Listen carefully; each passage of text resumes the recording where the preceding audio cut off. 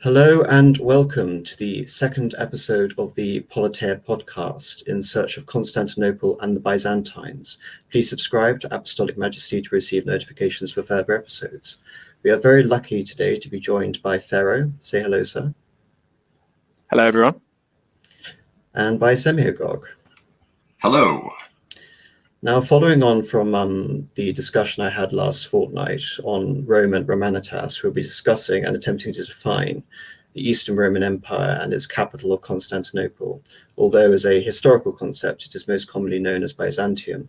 Now, if you two fine gentlemen may indulge me, I'd like to start this podcast by reading a poem by W.B. Yeats called Sailing to Byzantium. Is that all right? Yes. I also thought, as you know, have the opportunity of having two aesthetes here, it would be wonderful to get your perspective on this. So I'll begin.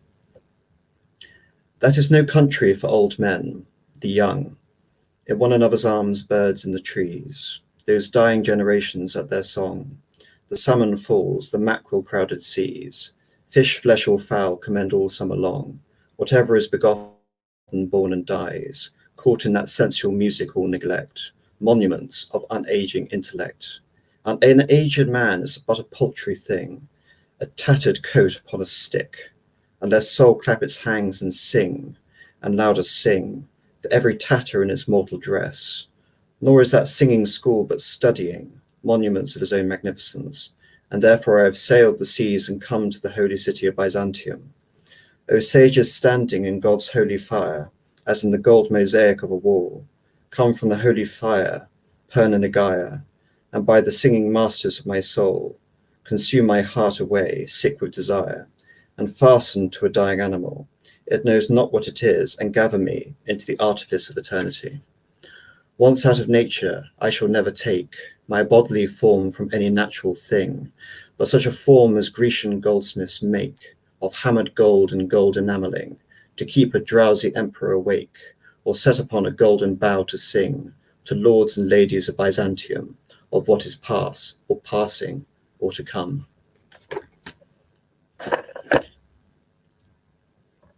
Hello. Lovely. Yes, quite. Although I was surprised. You went with sailing to Byzantium, and I had gone to find that there is a poem by the name of Byzantium as well. Oh, there is indeed. I thought I might read both of them, but I thought as they both complement each other, I will start with the first one. Yeah, I think what's interesting about Byzantium as a concept is that it's a very romantic notion. I think there's almost something ingrained in certainly the English imagination about the concept of this beautiful Eastern Empire. It's just further away enough that it's almost like a mythic place, like a Kublai Khan's palace or something like that.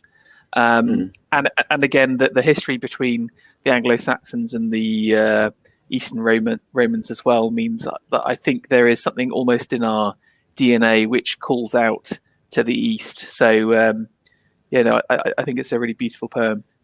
And by that, of course, you're referring to the Varangians, but also, there are many references to the art of Byzantium, such as the golden mosaics.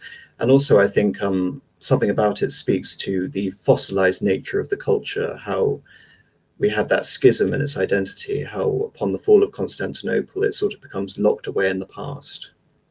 Yeah, and even more than that, just to say as well, say, for example, in Sutton Hoo, so that's the kind of quite regal burial mound. I think it's dated to about like 750. There's a series of Byzantine silver plates and spoons, and part of the actual burial itself was part Christian and part pagan. So even then, those early Anglo-Saxons had connections with the Eastern Romans, and then also during the collapse of King Harold's kingdom, the Anglo-Saxon nobility all went to Byzantium as well. And there's an interesting story. I don't know if I'm sure you know this better than myself, but when one of the last Byzantine emperors came back to England, I think it's during the Elizabethan period, looking for aid against the Turks, they brought along like a naturalized Eastern Roman who was by blood an Anglo-Saxon. And interestingly, there's a whole kind of studies going on about how they settled Crimea. I don't know if you've heard about that at all. The Byzantine or the Greek settlement or the Anglo-Saxon settlement of Crimea. I'm not sure about the Anglo-Saxon settlement of Crimea. I mean, my understanding is that there was a Germanic tribe there in the south, the last remnant of the Goths, but I haven't actually heard of Anglo-Saxon settlement in Crimea. Yeah, no, I'll send on some stuff. It's relatively like niche research because again, this is certainly the Eastern Romans aren't that popular, but we know for sure that a large number of the Anglo-Saxon nobility left to they basically fled to Constantinople basically. So again, I do think all throughout the Anglo-Saxon period there is that strong connection with the Eastern Romans. So I think there is that kind of romanticism in our blood. Wonderful. Now, Semiagog, would you like me to read the second poem? Indeed. I had taken a look at it, not being familiar with it, though I know a bit about Yeats, and it seemed a fine poem. Wonderful. The unpurged images of day recede. The emperor's drunken soldiery are abed. Night resonance recedes, night walker's song. After great cathedral gong, a starlight or moonlight dome disdains all that man is, all mere complexities, the fury and mire of human veins. Before me floats an image, man or shade, shade more than man, more image than shade. For Hades, bobbin bound in mummy cloth, may unwind the winding path. A mouth that has no moisture and no breath, breathless mouths may summon. I hail the superhuman. I call it death in life and life in death. Miracle bird or golden handiwork, more miracle than bird or handiwork, planted in the starlit golden bough, can light the cocks of Hades crow, or by the moon embittered scorn aloud, in glory of changeless metal, common bird or petal, and all complexities of mire of blood. At midnight on the emperor's pavement flit, flames that no faggot feeds, nor steel has lit, nor storms disturbs, flames begotten of flame, where blood begotten spirits come, and all complexities of fury leave, dying into dance, an agony of trance, an agony of flame that cannot singe a sleeve. A straddle on the dolphin's mire and blood, spirit after spirit, the smithies break, the flood. The golden smithies of the emperor, marbles of the dancing floor, break bitter furies of complexity. Those images that yet fresh images beget, that dolphin torn, that gong tormented sea. Now, Semiagog, is there anything about that beautiful poem that you want to comment on? No, I think, well, perhaps one thing. There is the idea of the art of the East. There is the idea of beautiful mosaics and these expressions that have been preserved in the Far East that in many respects have, fallen in the West.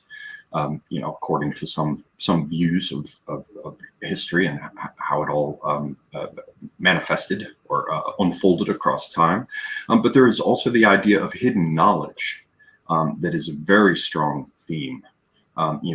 Ex orient lux, and the idea and the fact, the reality that knowledge that disappeared in the West persisted and was preserved for quite some time in the East. So, you have the idea of, for example, a famous churchman like Nicholas von Kues, who goes to the East and is said to have had some sort of enormous understanding that settled upon his shoulders as he was sailing either to or from, I can't remember, Constantinople. He was aboard a ship looking out across the night, and had these certain realizations that were then, put into his books, and he is famous as a thinker, Nicholas of Cluse. There is also the fact that the Renaissance was in large part, as both of you doubtless know, driven by the flooding of information, knowledge, books, the ability to read Greek, for example, that poured out of Constantinople after its fall in 1453, when Mehmet II, dragged his ships up over a ridge to drop them down behind the chain and take the city. You had figures like Gemistos Plethon coming to Florence, and other Byzantines and Greek speakers who came and taught people like Marsilio Ficino how to properly read and translate Greek, which allowed for the translation of the Hermetic works of Plato, of the Neoplatonists, quite a number of them. So it's not just the idea of this beautiful golden glittering city in the East, this queen of cities, which is a theme that persists with the city itself.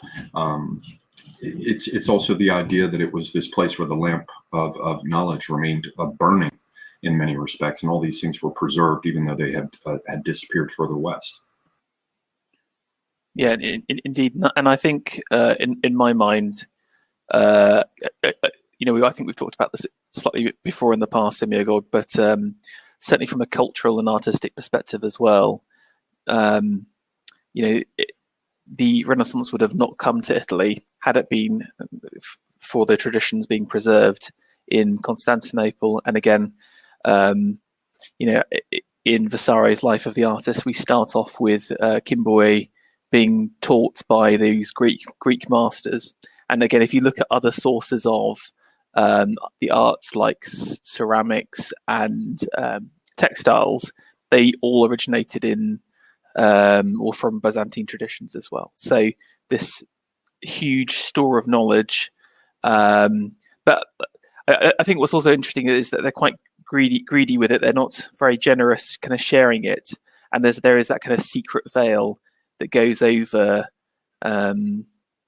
Constantinople. That they don't let those artifacts out until basically after the Fourth Crusade, which kind of opens that knowledge up, I think, in a large way.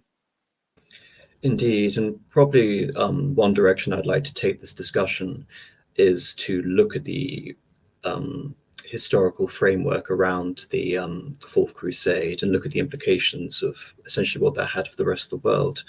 Now, I'm not, again, going to spend the entire stream just reading excerpts, but I wanted to, again, looking as a wonderful parallel to those poems, I wanted to illustrate, I guess, the political conception of the Empire of Constantinople. I mean, again, one of the themes we may also discuss is the certain historiography pertaining to the Eastern Romans, because, again, it is incredibly complex and politically fraught. And I was listening to your stream last night, Semyagog. Don't ask me why I was awake at 5 o'clock in the morning. But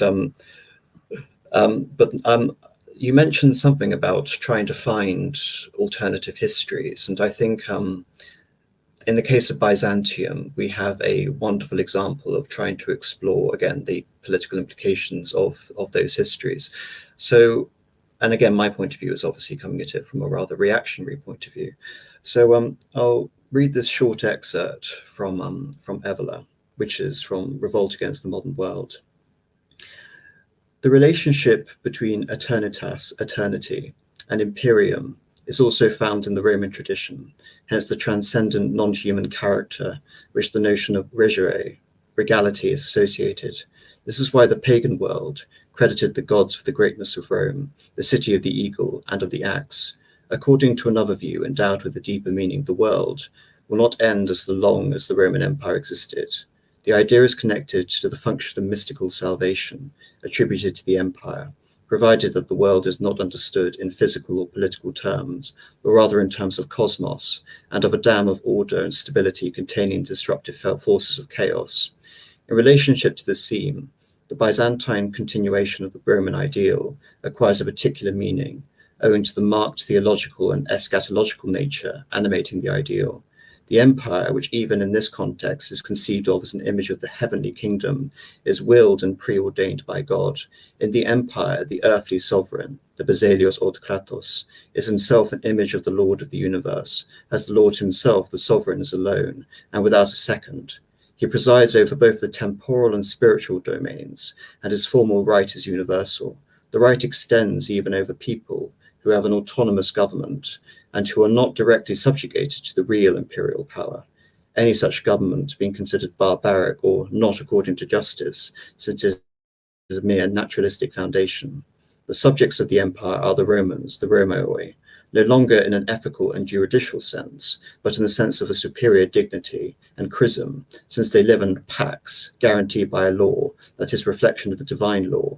The imperial ecumen summons the order of salvation, as well as that of the law in the higher sense of the word. Now, moving from that, we might discuss political elements of Byzantium and how they evolved from the Roman tradition. But I thought, looking at Byzantium as again, a particular romantic concept, and I think there is a lot screaming through the poetry of Yeats about this concept of eternal, the mystical city, and I think it is compounded by Evolar's association with Byzantium as representing some sort of eternal stability, some sort of centrality in the cosmos. And of course, this isn't just an idle fancy. This is substantiated. When we look at the history of Byzantium, we see it constantly fending off threats of invasion during the time where the Western Roman Empire existed. Of course, the biggest example in early Roman history being Adrianople. And then later in its history, when it is besieged first by the Persians under Khosrow II, then by the forces of Caliph Suleiman of the Umayyads. And then, of course, it falls to the Crusaders and is ultimately captured by the Sultan. Is there anything you want to comment on that? Any of you? Semigog, Pharaoh?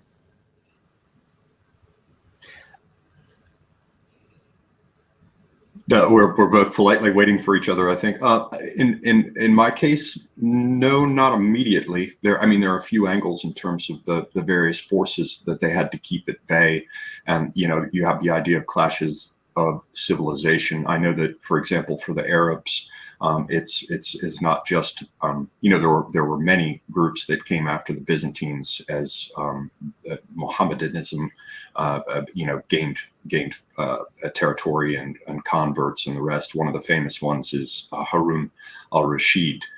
So the history of Byzantium is in some respects keeping these other civilizational forces, these alternative programs for the world at bay. And so in miniature form, it can represent, I suppose, an attempt for the West to stand, the various attempts of the West to stand in the face of these competing ideologies.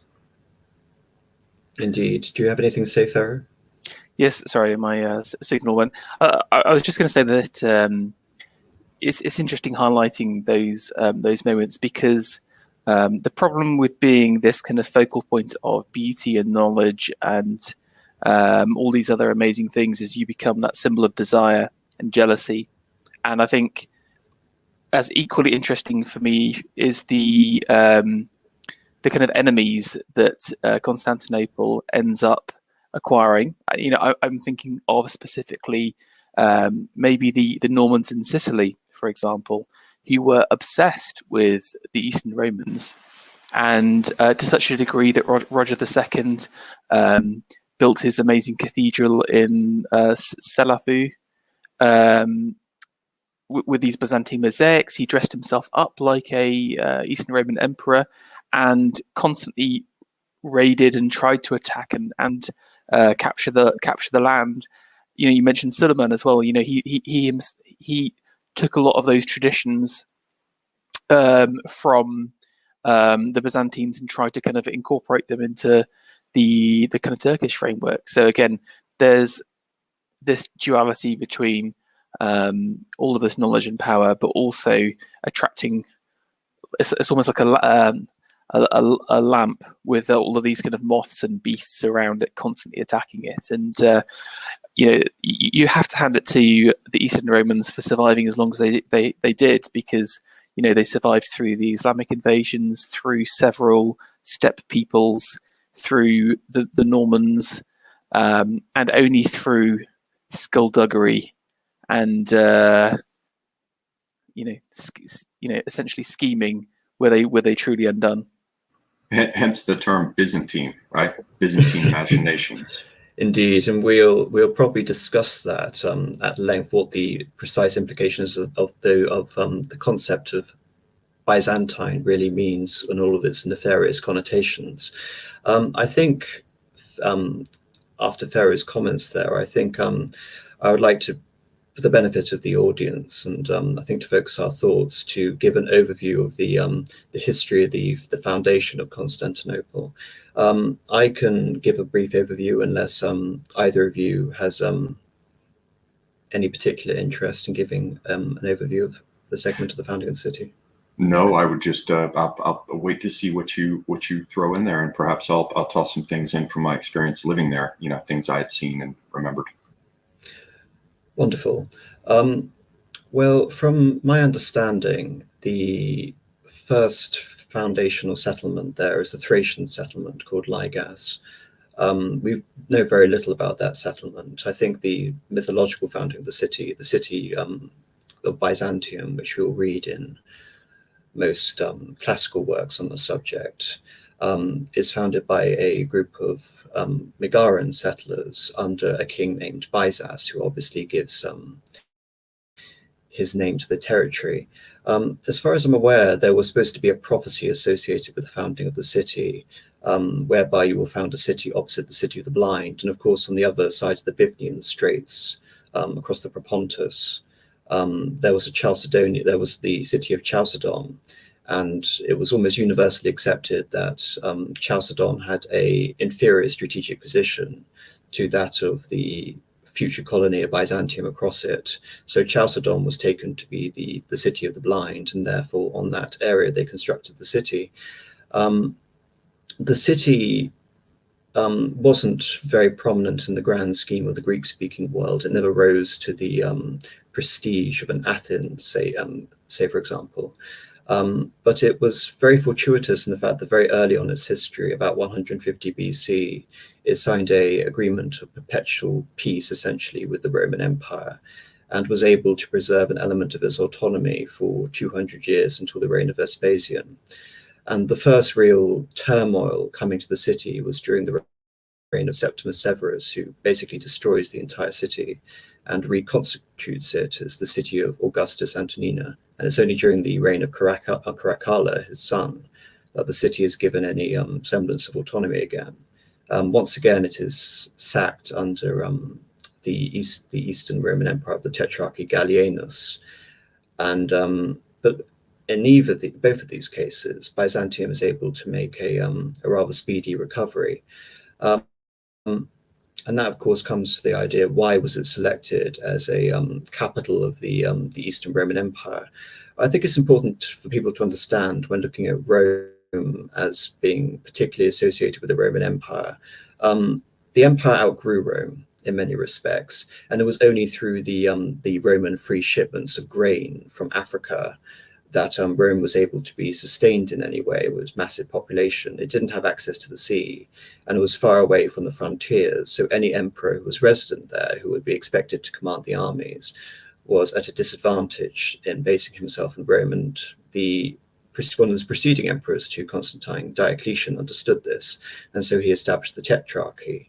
Nevertheless, Constantine was the first emperor since the Tetrarchy to restore full control over Rome, and he decided not to base himself in Nicomedia because he would not be upstaged by his predecessor. With the reign of the Emperor Decius and Valerian, you'd had threats coming across the Danube and threats from Persia.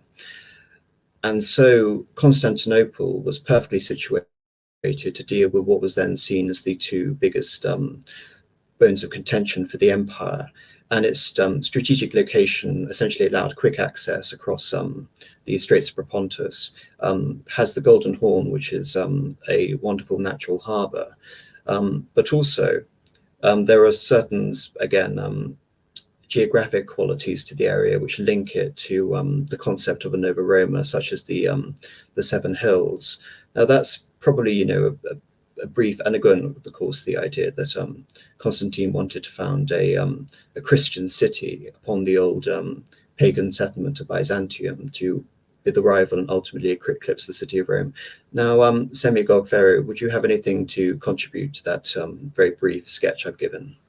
I would just add two things. You touched on one that I wanted to mention, which is the asserted parallel of both Constantinople and Rome having been built on 7 hills, which was sort of a way of asserting their some occult identity, some deeper sense in which both those places were the same. Now, it does seem, I'd heard about that and, looked at maps and tried to understand it when I was living there in that way. And it's rather difficult to make the ridge lines that you see there in Constantinople or Istanbul out as 7 hills. It seems rather a stretch. So you have to take a look, and you have to understand it, given that you don't really have 7 distinct hills in quite that way, as a maneuver to establish some sort of significant identity beneath the surface between those 2 places. But it's interesting because clearly that was something that people wished to underscore. Then there is this idea of Constantinople being called the Queen of Cities. And that bears a little bit of looking at as well. So I just wanted to briefly touch on Hecate, who was a goddess of the city, considered a protector of its walls. You can find this stuff on Wikipedia. I was the one who put it into the articles back when I was living there, when I was still an active Wikipedia editor. There was a time when Philip of Macedon was going to attack the city's walls, and it was by night. And the legend is that Hecate is represented as the mistress of boundaries, hag, hex, hedge, the idea of the boundary between the civilized world and the barbaric world, or the world of the undead, or the wild place outside one's garth or garden, that which is guarded by walls. So that reflects that theme that we were just tapping on earlier of the way in which it was an outpost of the West that stood in the face of these other things that tried to overwhelm it. Hecate is the mistress of walls and torches and liminal spaces between the living and the dead. Anyway, Philip of Macedon was trying to attack the city, so the story goes, and Hecate caused the dogs. Dogs are significant in the cult of Hecate. White puppies were sacrificed to her as guard animals, significant in that respect. She alerted the city that the attack was coming by having all the dogs begin to bark. And when the intruders tried to make their way up to the wall for an attack in the night, the dogs warned the people and protected the city and its walls. So perhaps this association with Hecate, who also has as one of her symbols the crescent and star, which is also one of the symbols of the city of Constantinople itself, later taken up by the Turks occupying Constantinople as their symbol. And then by a significant irony, that symbol of the crescent and star of Constantinople was carried over following the Ottomans as a symbol of the Muslim world in general, an irony so deep that it's difficult to plumb. And of course, most Muslims are not aware of this and will assert all sorts of other kinds of stories about it. But Hecate, as a goddess who protected the city, perhaps has something to do with the idea of Constantinople as the queen of cities, under the protection of a goddess. In a Christian context, of course, that shifted. And then one last thing to point out, and this is a theme that I will tap on, I don't doubt, as we go forward. Having lived there, many of these things persist. So, for example, dogs are credited by the Turks with giving warning when earthquakes are coming, because in some historical cases, the ones who are allowed to roam the streets, these are Muslims. So, though many things have changed and a few people own dogs, for the most part, they're not allowed in people's homes. They're considered unclean by Muslims. But the dogs of the city are to this day tolerated and protected because they are thought to give warning, not only against attackers in that old sense that persists of Hecate and the dogs and the city walls, but also against earthquakes, which can cause the walls to come tumbling down. And even once there is said to have been a sultan who decided to remove all the dogs from the city and send them out to the Prince Islands, which are out in the Sea of Marmara. And the story goes, how true it is, I don't know, but the dogs were all removed off to this island, and the city suffered from earthquakes as a consequence, and they were eventually brought back. But that is something that bears considering, is that there are many traditions in that city, and even though it has changed from being a Christian one to a Muslim one, and indeed it was a pagan one before all of that, these same themes persist over time, not least the star and the crescent, not least Hecate and her walls, not least the dogs, who are still known to wander the streets and are tolerated by the population and even fed. Wonderful. And you've touched on something which I was going to bring up again, which is the symbol of Constantinople being the star and the crescent, and it being appropriated by the Muslims.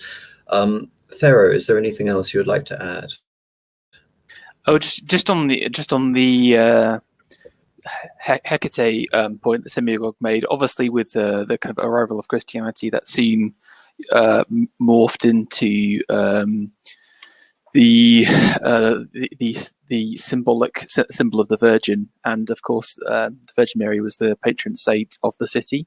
And there were several of the sieges had moments where people would see a vision of Mary above the walls themselves. So I think there's that interesting continuation of the female nature of the city, and also specifically around the walls. Just one kind of less romantic thing, just on why Constantinople in the position where it is at that time, and I think there's a really strong case for the changing economic landscape of the time period. So from the kind of late Roman period, international trade is massively increasing. So, for example, we know from Pliny that the Romans were in regular contact with the Chinese and the silk trade, and through the acquisition of silk. And there's a really quite lovely in his natural histories, he talks about the like where silk comes from, and it's a very kind of naive and charming story. So please check it out in your own time. But again, basically this shift for kind of trade and power to the east, also around kind of secondary and tertiary products as well. So again, if you think about kind of what is early Rome producing? Yes, they're doing sculpture, etc. But there's a massive shift towards luxury consumer goods in the form of very expensive glass, which was produced in the Levant. Things like the enamelware and the gold, etc. Loads of these high quality craft products. And the majority of the craftsmen and the materials was in the east as well. So and then the Silk Road that I could have alluded to earlier as well, becoming increasingly important. The kind of trade was heading towards the east. The kind of centres of trade was heading towards the east, and so it made sense to head in that direction as well if you wanted to capitalise on that power. Yes, and I might add to that this is, as far as I'm aware, this is taking place around the 3rd and the 4th centuries. At that same time, Rome has just gone through the crisis of the 3rd century, which has ravaged much of the prosperity of the West. So we do see this gradual prosperity again relative to the West in the East. So from the point of view of the Romans, it seems completely natural to move the center of political power for both economic and strategic reasons, as well as religious reasons, to the east. Now, do you want to say something, Pharaoh? Just one other thing, just as you mentioned, the 3rd century crisis. Like obviously, the three major factions were basically the Romans. There was the Gallic Empire, which is in the west, which is like England and Spain and whatever modern day France. But then in the east, it's the Palmyran Empire. You've got to be asking yourself, how is this kind of previously backwater part of the empire managed to carve out an entire empire from itself? 100 years before that, if you were to ask a Roman senator and say, or tell a Roman senator, a great power will come from the east, in that kind of way, I think they wouldn't be so sure about that. So I think that just shows the kind of trade power that Zenobia was able to pull together. So. Indeed, and Zenobia did style herself in a fashion after Cleopatra, and again as an empress of the East. So I think now, having firmly established the origins of the city in an overview, I'd like to discuss why it is that Byzantium is seen as distinct from the Roman Empire, even though there is a continuity, an unbroken continuity that exists. And as we've said, it seems completely natural for the empire to reposition itself where it is economically and strategically strong. Do you want me to start on that subject, or does anyone else want to offer a comment on that? Please go ahead. Right. Well, I think we need to sort of encounter the concept of what is Byzantine, and I think historically it's basically seen as an incredibly negative connotation from certain medieval stereotypes we have. The concept of Byzantine is associated with perfidiousness, treachery, civility, being effeminate and unwarlike. And I think what's important to note is that there's been a general decline in the composition of the Roman army up until that point. By the 4th century, there is little to distinguish the armies of Rome from the barbarian hordes, such as the Gothic hordes.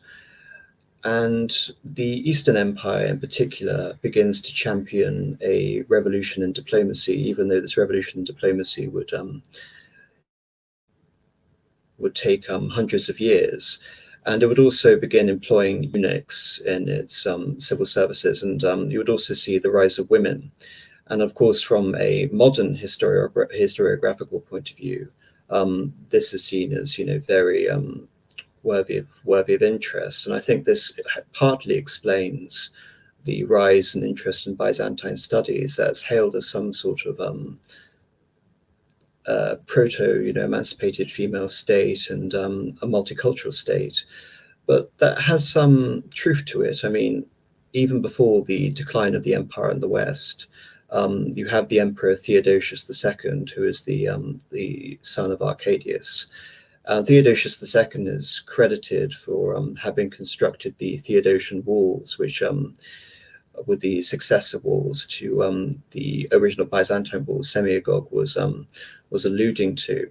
And of course, the success of those walls is that they were essentially utterly impregnable until Mehmed II was able to use cannon and bombards to level parts of the wall. And even during the Fourth Crusade, the city falls in part due to treachery, but also due to the weakness of its sea defenses, not of that of the Theodosian walls. But back to the point about women, Theodosius is under the influence of his sister Pulcheria.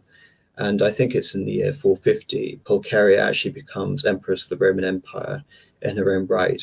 And you see throughout the rest of the empire's history with Irene and Zoe, and even in the later empire with Anna Komnenos, the daughter of Alexios Komnenos. You see this, I would say, complete and utter irrecognizable political quality compared to that of the Roman Empire that preceded it. Anyone else want to comment on that? Yeah, no, I think you're definitely true about the place of women, and again, there is a substantial group of them. There's a really interesting little story. I think it's about Irene from Michael Sellers's 12 Emperors, and he I think he is either her or her sister, and she has this like kind of I guess kind of like aromatherapy room that she creates. She's really into alchemy, but through like the alchemy of scent. But yeah, it's really interesting to kind of hear about how like what she did with her power was basically to sort of sit in the palace all day and make perfume. But Yeah, like I think the recent interest in it is that it's a relatively under it's an area that hasn't had much spotlight placed on it because of people like Gibbon basically, or like 19th century historians that have dunked quite heavily on the Eastern Romans, or said Well, this is I think the interesting thing about Gibbon is that the actual time dedicated to Byzantium is actually a vast amount of it, but he doesn't pull any punches in what he refers to as the fallen state compared to the previous incarnation of the Roman Empire. And you just discussing Irene has made me consider that I've actually forgotten probably the most famous incarnation of a female empress in the Eastern Roman Empire, which is of course Theodora, the consul of Justinian. Yes. And I think that would be quite an interesting point to talk about architecture in the Hagia Sophia. And I think just to give a bit of groundwork for that. During the early reign of Justinian and Theodora, there was a tumultuous event known as the Nika riots in Constantinople. For various reasons, the center of life in the city was at the massive hippodrome right next to the imperial palace complex. And at that time, this was in, I think, 533, the empire, the sections in the hippodrome were divided amongst the blue and the greens. And more than just being sports spectators, they had political connotations with them as well. So say, for example, the blue team was associated with strict orthodoxy and was considered to be the patron team of the Emperor Justinian. And the greens were associated with the fallen dynasty of Anastasius, the preceding regime to Justinian's uncle Justin. But they also had, again, weird religious overtones. So the Greens were, by and large, Monophysites. Now, during the course of the empire, we have various religious controversies and schisms. And because the emperor is still very much the heart of the control of both secular and religious authorities, the emperor invariably is drawn into a whole load of religious controversies. But a Monophysite is essentially someone who doesn't argue for the dual nature of Christ. In Orthodoxy and Catholicism and most Christian denominations, Christ is seen as having two natures, fully human and fully divine. And in the Monophysite tradition, Christ only has one nature, fully divine. There is no human aspect to Christ. But anyway, the exact procession of events about the Nika riots escape me. But essentially, this political association with the riots exploded, and I think it's the year 533, and Justinian nearly escaped and nearly lost his throne. And we have an account of Theodora stealing his spirit, so he would go back and deal absolutely viciously with the riots and put them down with extreme retribution. And during the riots, we have mass devastation to the city. And as part of, again, the rebirth of the city, we have the construction of one of the most beautiful churches, which would be the model for not only churches, but in my view, also mosques in the Islamic tradition. So Pharaoh, as the resident architectural scholar, would you like to take it away? Yes, let me just share my screen. Can you guys see this? Is this going through? Yes, I can see that just fine.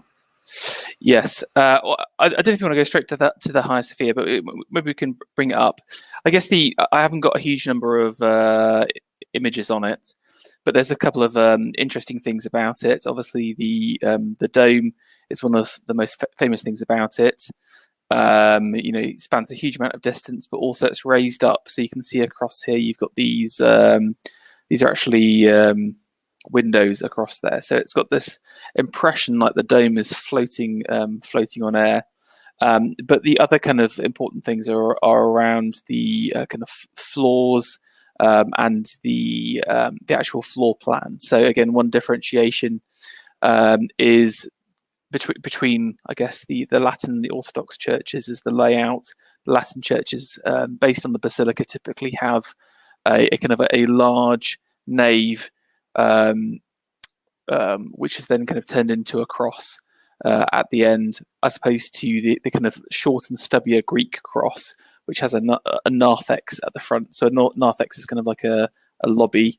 These are all kind of later buildings across here, but there's a narthex at the front, and then the rest is a relatively square space. But interestingly, so obviously that it was the Church of the Holy Apostles was the church that was there beforehand and built on it, and it had the similar floor plan to the Hagia Sophia. There was an account of someone going around and talking about all the different churches before the Nicaea riots. And so, Justinian wanted it bigger, he wanted it better. And, this has survived for so long through so many different earthquakes.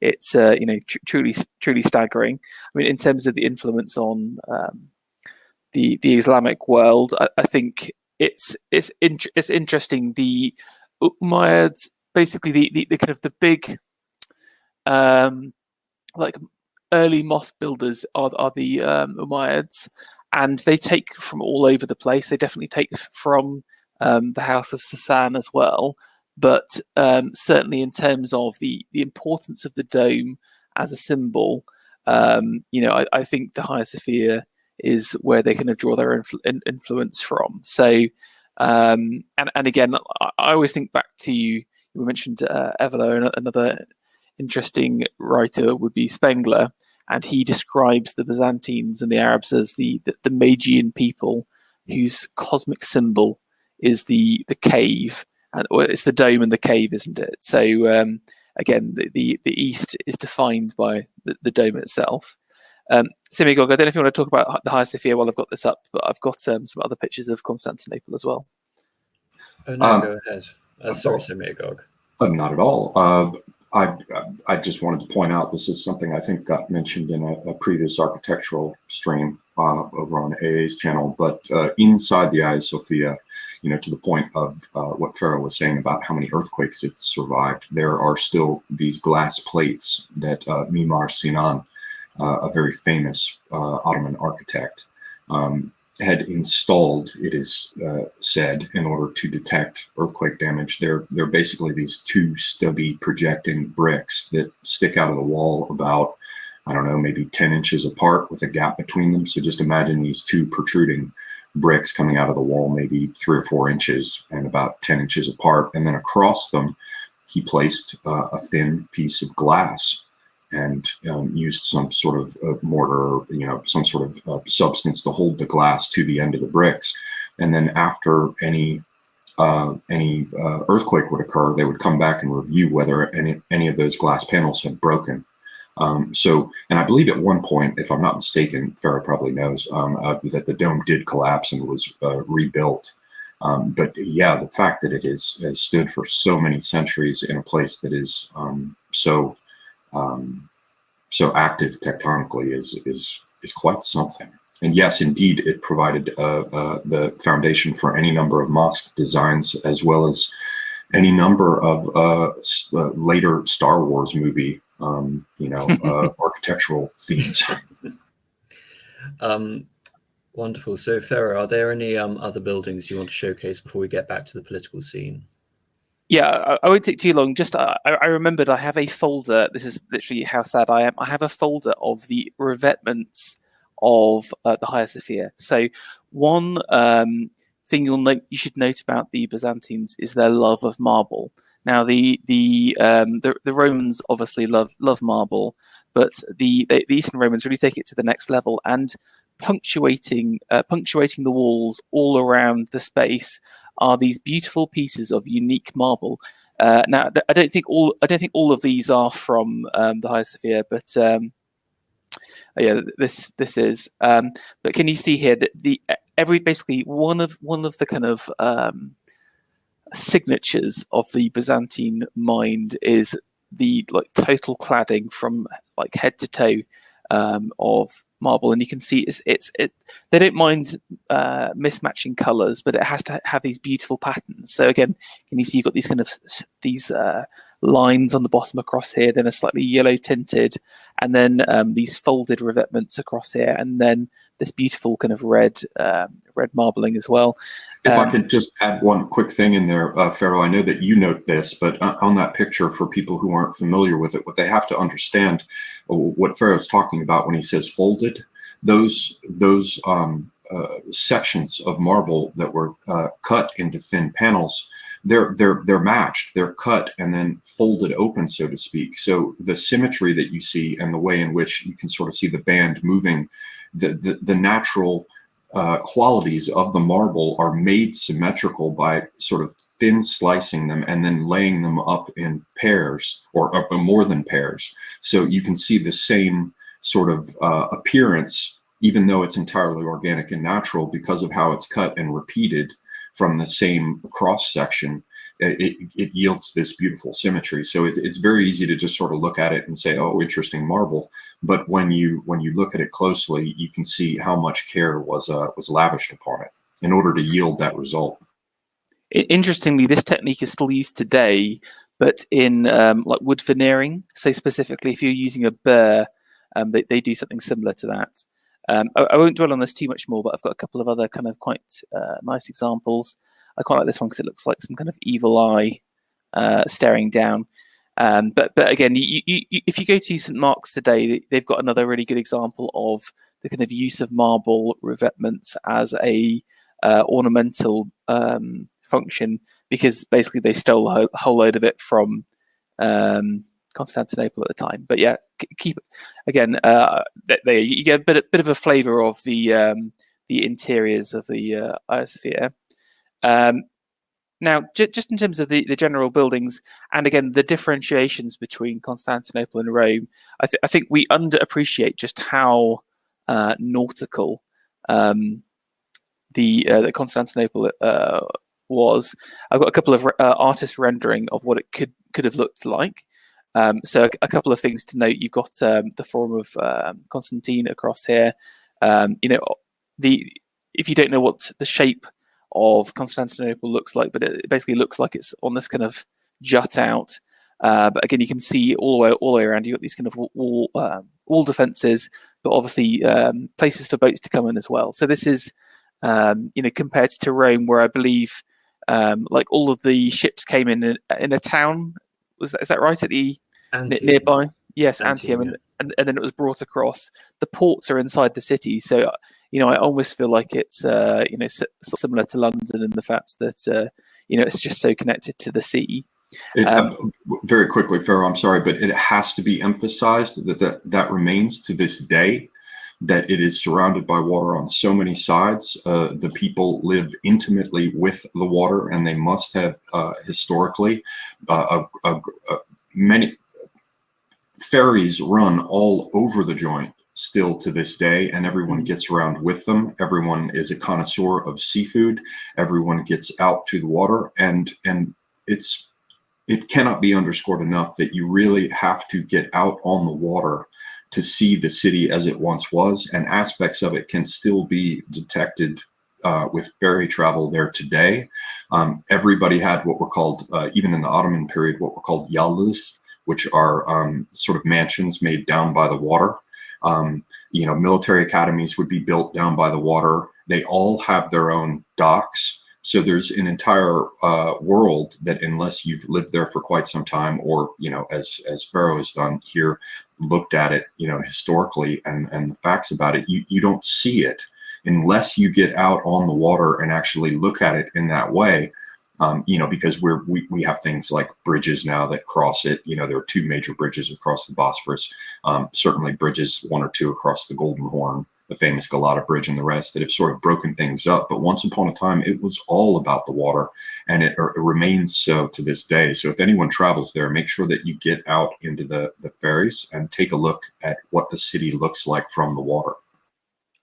Yes, and I think there's something I want to consider. So I've never been, sadly, to Istanbul. I've always wanted to go, but haven't gone.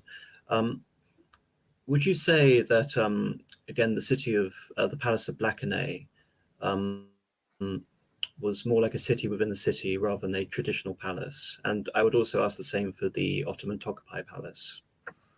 Well, it's certainly divided, and from what I understand, there are aspects of the Ottoman palace that are sort of inheritances of the previously existing layout. You know, obviously, much of that area of the Byzantine Acropolis and that area of the palaces with Constantinople, you know, a lot of it has been removed. Or is under other structures. You know, much of that to the right in this image of the Hippodrome is now the Blue Mosque and some, you know, some other complexes there. But yes, it was set apart. The major walls on the outside, which ran, if I'm remembering correctly, something like 16 miles, famously, the land walls. But then the palace compounds were set apart with their own walls and barriers. And what proportion of them were survivals from Byzantine times, I can't say, because the Turks picked up that same Byzantine construction technique of alternating the stone and brick with those horizontal rows that's so characteristic. So I can't say, you know, whether or not it's a imitation of that aesthetic or if it's a survival, but certainly the palace complex was a territory set apart. And one can only imagine that the Turks simply carried over sort of the primary footprint that was there when they took the city.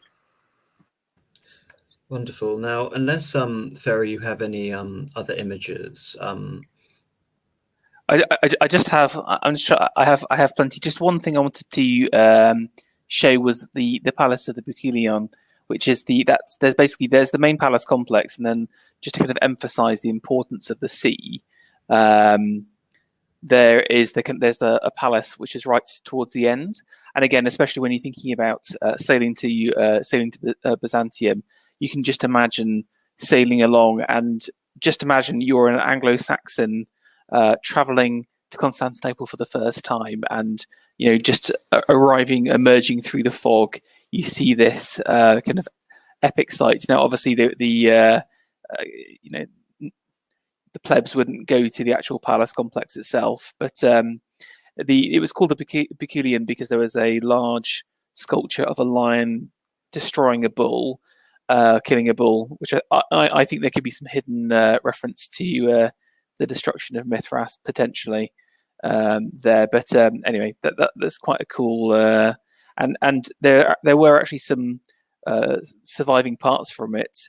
This was taken in the 19th century, and you can see here there's like a little turret here and the old walls, but everything's been kind of stripped, and you know, the Turks have not preserved the architecture very, very well. You know, like Semigog said, they definitely had a preference to like flatten and build over the top as opposed to restore and take over.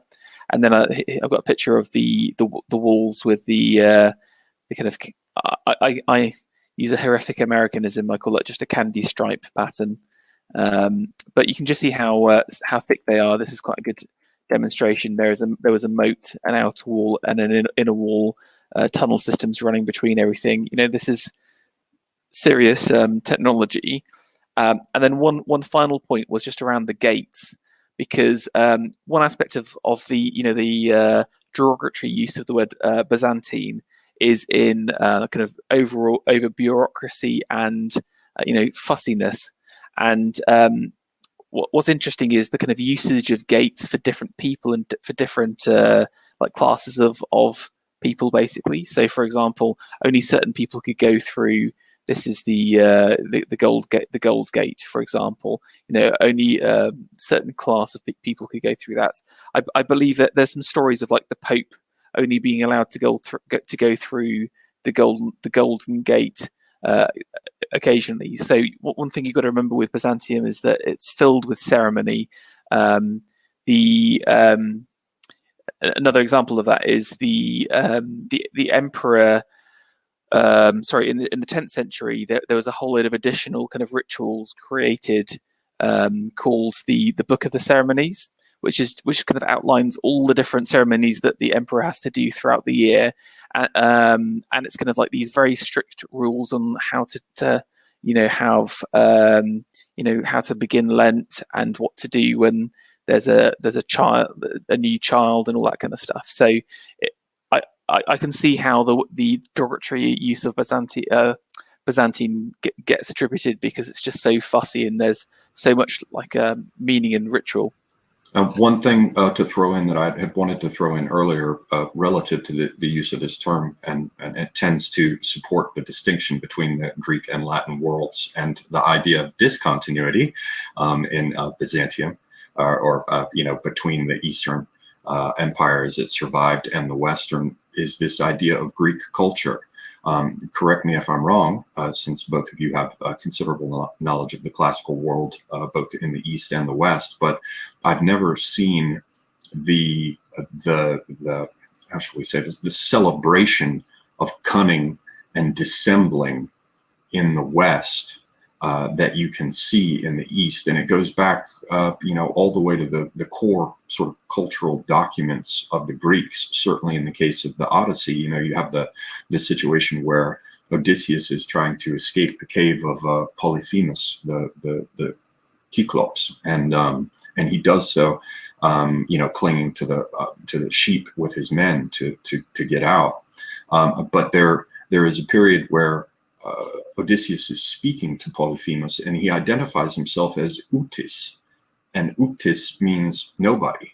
And so, of course, what happens is when Polyphemus has been blinded and is crying in rage to Poseidon, and talking about how he's been harmed, when Poseidon asks, he says, who did this to you? And he's like, Utis, which is nobody. And that's an interesting little sort of rhyming mnemonic connection with this fundamental idea in Greek culture of metis, which is wisdom and prudent cunning and cleverness. As far as I'm aware, also she was a consort of Zeus, and that's where the term metis comes from.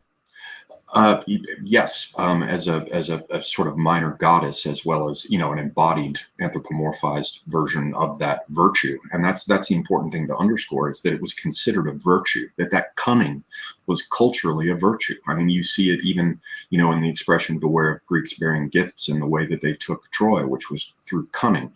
And that was not the kind of thing, I think, correct me if I'm wrong, that we saw underscored as a classical virtue among the Romans. I mean, you've got temperance and fortitude and prudence and justice, and then you have the Pauline virtues, faith, hope, and charity. And it's significant that we do not see in that group, metis, or some Latinized version of cunning, as a cultural anchor and point of reference. And we do with the Greeks. We most certainly do with the Greeks. And I think there's some aspect of this adjective Byzantine or Byzantine that partakes of that Greek understanding of cunning as a virtue.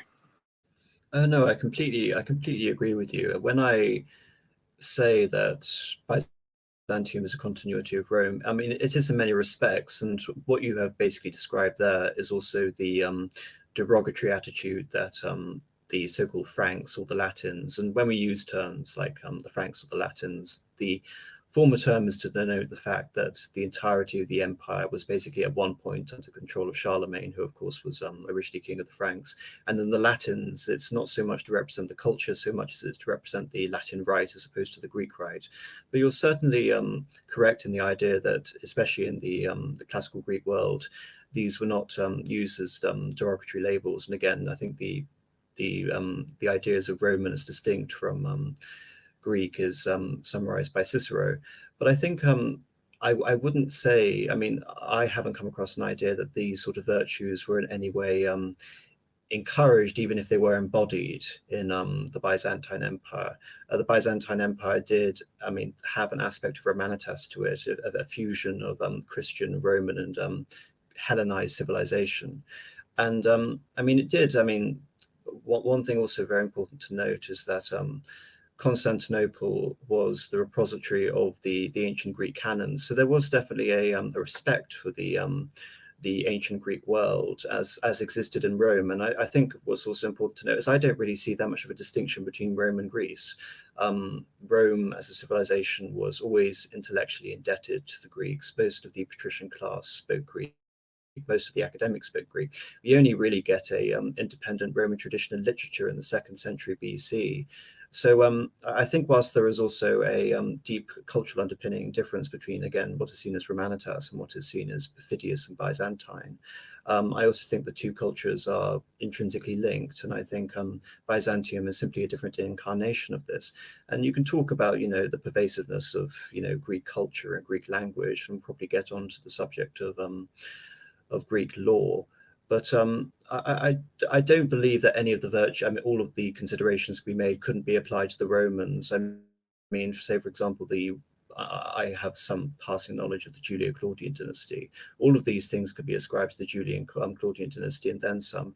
And what I was about to talk about is actually the Secret History by Procopius. Procopius is probably considered to be the last ancient historian in the Roman school, and I think he derides most of what you're saying in his account of the court of Justinian, of the character of the Empress Theodora, and of even generals such as Belisarius is very bleak. And we see this represented in more contemporary culture through Robert Grace's novel Count Belisarius. Say, for example, I think it's fair to say that beyond sort of historical dispute, Theodora was an actress. I think it's the kindest word we can say for her. What was very strange about, sorry, Asfar? No, I was just going to say that his description of Theodora is both hilarious and possibly the most damning in history, I would say as well. Yes, I've got a description here. I'm not sure whether I read it out, but essentially there are allusions to the fact that she would walk around the palace and the theater completely naked, with only a girdle around the groin or a fig leaf, and she was exceptionally promiscuous. And I think one of the strangest things about Justinian's character is that Justinian is seen as, a very aloof, almost Marcus Aurelius-esque type character. And yet, at the possible implication of being disinherited by his uncle Justinian, he decides to take this darling of the theatrical world in Byzantium to be his bride. And my own assessment is that Theodora was actually very good for Justinian. I think they complemented each other well, and I think without Theodora, Justinian would have actually broken during the stress of the Nicarise. But nevertheless, I think it's important to consider that Procopius's work does inform much of what we consider the derogatory aspects of Byzantium or Byzantine. Definitely, yeah. Semiagog, do you have anything to say?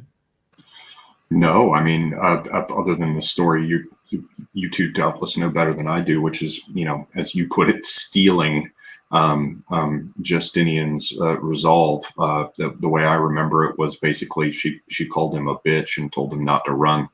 Yeah, pretty much. And all of his generals said it to all of his generals as well.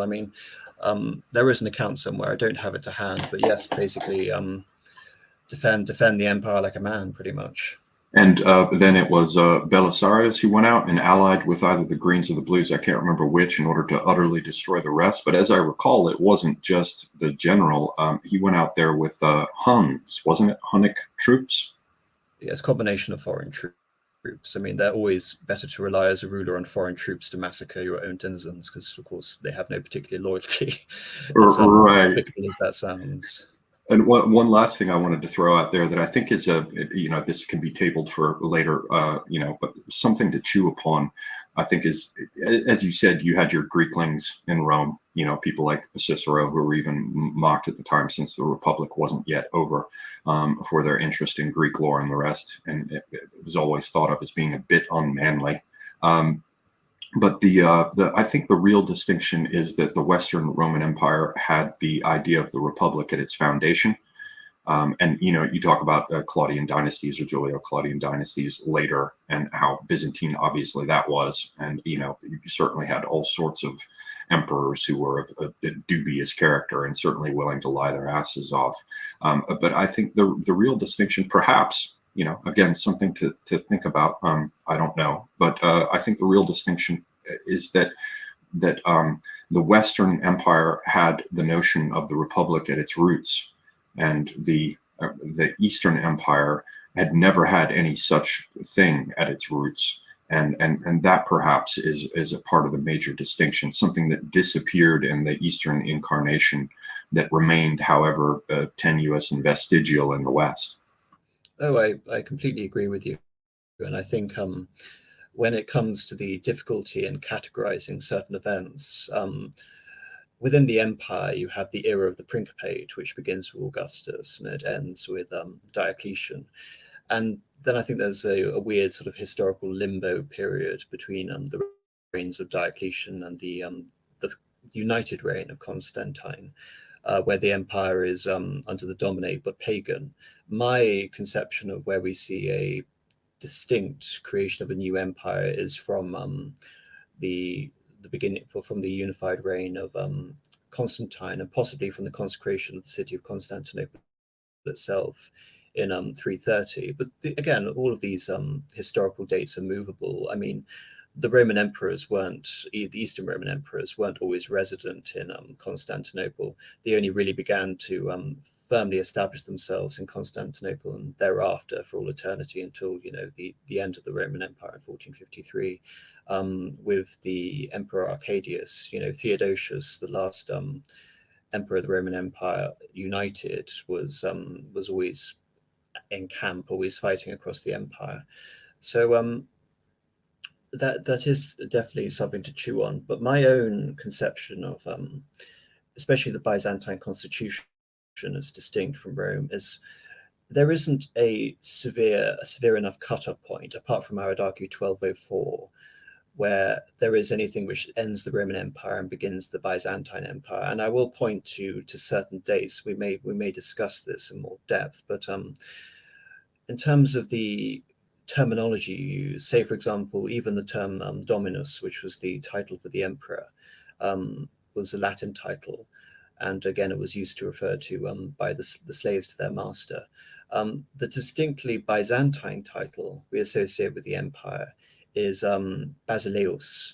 And of course, both of you are probably aware, the term basileus is an earlier Greek conception of monarchy, and it was the title of Alexander the Great. So in its connotations, basileus is completely divorced from the etymology of the republican conception of empire, which had existed up to that point.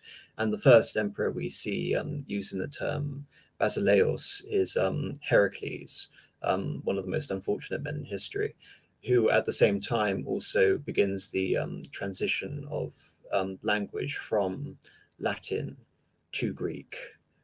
So there is something there in what you say, but I also think there is a territorial aspect to consider when we're dividing the two. The Eastern Roman Empire basically maintains its internal cohesion until the reign of Justinian, and this may be a controversial opinion, but I actually think Justinian, despite the amazing architectural legacy through him and Theodora we have with the Hagia Sophia, as Ferrer was so eloquently pointing out and delineating, Justinian inherited an incredibly wealthy empire through the prudent administrations of his two predecessors, Justin and Anastasius, and he basically bankrupted the empire, expanding into the west to hope to gain some sort of prestige associated with the restoration of the Roman Empire. And in so doing, he devastated the lands he reconquered, such as Spain, Italy, and Africa, even though the conquests of Belisarius are immortalized, and bankrupted the empire in the conquest. So when we have the epic conflict between Phocas and then Heraclius against Khosrow II, the empire, its internal consistency, its territorial integrity is completely broken down, and we have 2 centuries of decline. And I think, looking at the history of the Byzantine Empire, it's miraculous that it was able to survive very long. So in that sense, we have a confined territory, we have a loosening of the connection with the West, and most of the territories in Anatolia and Greece speak Greek. So again, I see this as rather a natural progression as opposed to a definitive break, even though, as you say, there is a distinct legacy in Greek as opposed to Roman vis-a-vis the certain ideals that they hold to. Anyway, I've talked too long, so would anyone else like to comment on anything? Yeah, just on that, because there's an interesting. I feel like the academy tends to switch between the positions of Justinian is great, Justinian is bad. I mean, like I certainly take a more nuanced view, but I think the plus sides, everything you said is sort of true. I would say he definitely spent all the money and overstretched the empire. But just here's a couple of important things. I think without Justinian's reconquering of Italy, we would all be Arian as opposed to Nicene Christians. So I think that in itself is very significant. You got to remember that some of the Italian lands were kept into the 11th century as well. Say for example, Bari was a really important kind of trade node for the Eastern Romans, and it was only again the Normans are one of the real villains, I think, the unknown villains against the Eastern Romans, basically. But they take the whole of South Italy, which was over time it definitely kind of lost control. But do we seriously believe that if, say, for example, they hadn't spent the money that the Eastern Romans would be able to take on the full might of a resurgent Islam? I'm very doubtful on that for a couple of reasons. And firstly, again, if you see how the conquest of Egypt, for example, which is one of that was done under the 4 rightly guided caliphs. It was just such like a powerful force. It was a total new form of army that they were facing, unlike anything they'd seen before. The only analogy I could give is maybe something like the Mongols. It's a real force of nature, because also of the way that they rewarded people was that the Islamic conquest, everyone would get a share of the booty depending on how long they were a Muslim and how high up they were in the service. So there was kind of these massive incentives for you to defect from, like if you're a minor lord, for example, you would defect away. And again, Egypt, for example, with Egypt, they had let's say a checkered history with the Eastern Romans because of the kind of Monophysite controversies. So I'm really doubtful that if Justin hadn't spent all the money, captured the land, that they would have been able to survive Islam. And I think some of the other benefits probably outweighed it in the long term. So, I'd like to comment on that. I mean, everything you say is correct, and possibly I was being overly facetious when I was making I would say speaking with too broad strokes against Justinian. I think again it's important to note that Justinian's legacy probably, I mean, the province of Africa doesn't stay with the empire for very long. It stays with the empire for about 150 years until it is taken over by the Muslims very speedily after the fall of Egypt. And like you say, there is a Byzantine imperial legacy in Italy, which existed firstly as the Exarchate of Ravenna. And of course, there is that wonderful architectural and cultural legacy in the city of Ravenna itself. But also important to note that Venice was originally founded as a Byzantine city, a Byzantine refuge. And I think again we can talk about another important point is talking about the division between the West and the East, and like you say, I think yes, Justinian is indebted for having been able to unite the empire against Arianism and other heresies and controversies such as the Monophysites. So I wasn't intending to be necessarily facetious in pointing that out. Nevertheless, I think when talking about the Arabs, that's very interesting. I mean, another emperor who deserves universal scorn is probably Phocas. Phocas came to power in 602 after he murdered the then emperor Mauritius, and was completely incompetent in dealing with the Sasanian threat. And I think the usurpation by Phocas was used as a pretext by Khosrow II himself, as a pretext to invade. So even with the conquest of Justinian, even though in Italy they were unraveled in some parts with the Lombards, I think it's important to note that Phocas probably has the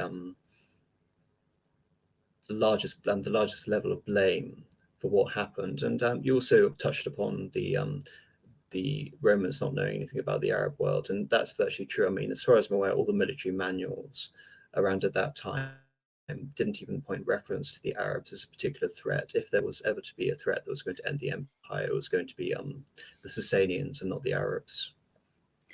Yeah, I mean, there's some interesting stuff around the historiography of early Islam, but I will not go into it because it will inevitably get your channel removed. But there basically have been a lot of questions around the Islamic accounts of the conquest of the Near East, basically, because for example, like you said, there is no mention of Muslims until about 150 years after the initial invasions, I believe. They were just known as Saracens, which literally just means like raiders, basically. And also, there is no reference to a Muhammad figure, basically. So I won't say much more than that, but I think they were certainly blindsided by because they were so focused on Sasan, the House of Sasan, that this kind of powerful horse-bound raiding snowball from the south just came out of nowhere and conquered huge swathes of land. But I would definitely recommend reading a little bit more into that, because there's some interesting archaeology that's going on right now, which is kind of uncovering the 7th century a little bit more. And one last thing I would throw in, touching upon earlier points in this little tangent. One is, the mention of the Venetians. Obviously, the Venetians and the Genoese were both, primary traders that connected the East and the West after those respective elements, became more separate. And it's interesting that the surviving trading powers, these naval powers and trading powers of the Italian peninsula, pushed east and essentially kept their little entrepôts and ports and relationships all the way up into the Black Sea of the Roman Empire, and of course Greek traders before that. And so that's an interesting thing to consider, the way in which, even though it was the Eastern Roman Empire that had survived, it still maintained these contacts with the West and these trading relationships, and thereby still remained in some fashions connected to the West. I mean, Galata Tower, as part of a Genoese fortress for their trading little piece of land they had been given there across the Golden Horn from the main old part of the city. Shows that they had those relationships. And of course, all across Greece and much of Asia Minor, you see these old Genoese and Venetian constructions, certainly all across Greece, which shows this sort of weird interpenetration of East and West, even relatively late. And then to support the position that there is continuity, of course, both of you know this, but I say this for the viewers who might not. There is the fact that when the Greek-speaking peoples of Anatolia were driven out by the Turks, they're of course known as Rum, and going back to Roman, and they were not seen by the Greeks that they were forced to reintegrate with, in large part unsuccessfully, quote unquote, back home, as being Greeks at all, and they continue to be called Rum. So if you're wondering whether or not there was some continuity there, look at the way that they identified themselves, and look at the way that the true Greeks, if you will, viewed them as well. It certainly supports the idea that there was continuity there.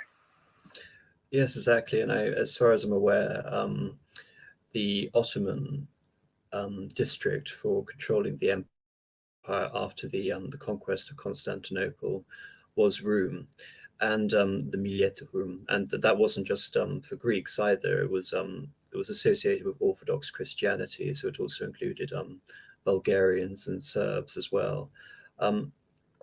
and was explicitly imperial. I mean, obviously, but specifically, the Ottomans conceived of these distinct populations within that empire. Because it's an empire, it has to be accommodated, just like Habsburgs, just like these other groups. When you're running an empire, you're going to have heterogeneous populations, and they must be managed in some fashion.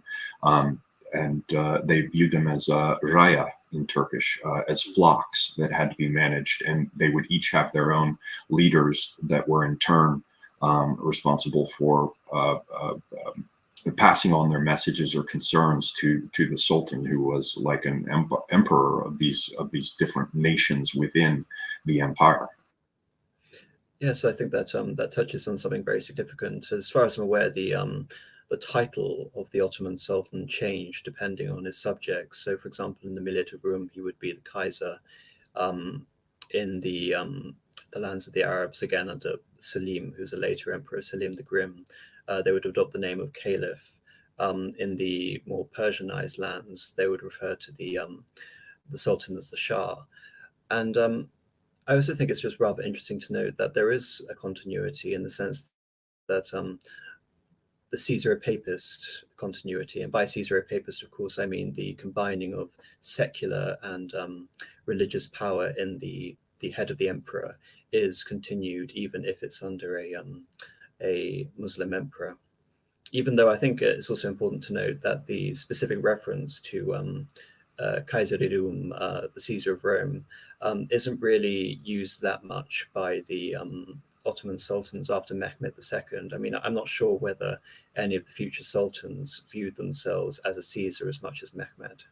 Well, yeah, having rather dramatically taken the city, which to the previous point about the Genoese and Venetians, it was largely Genoese volunteers who helped to defend it to the end. I believe there was specifically a particular Genoese captain who was famous for having given it his all and failed. But yeah, after Mehmed, you didn't see the emphasis so much on Rum, the Sultanate of Rum, or Millet just means nation.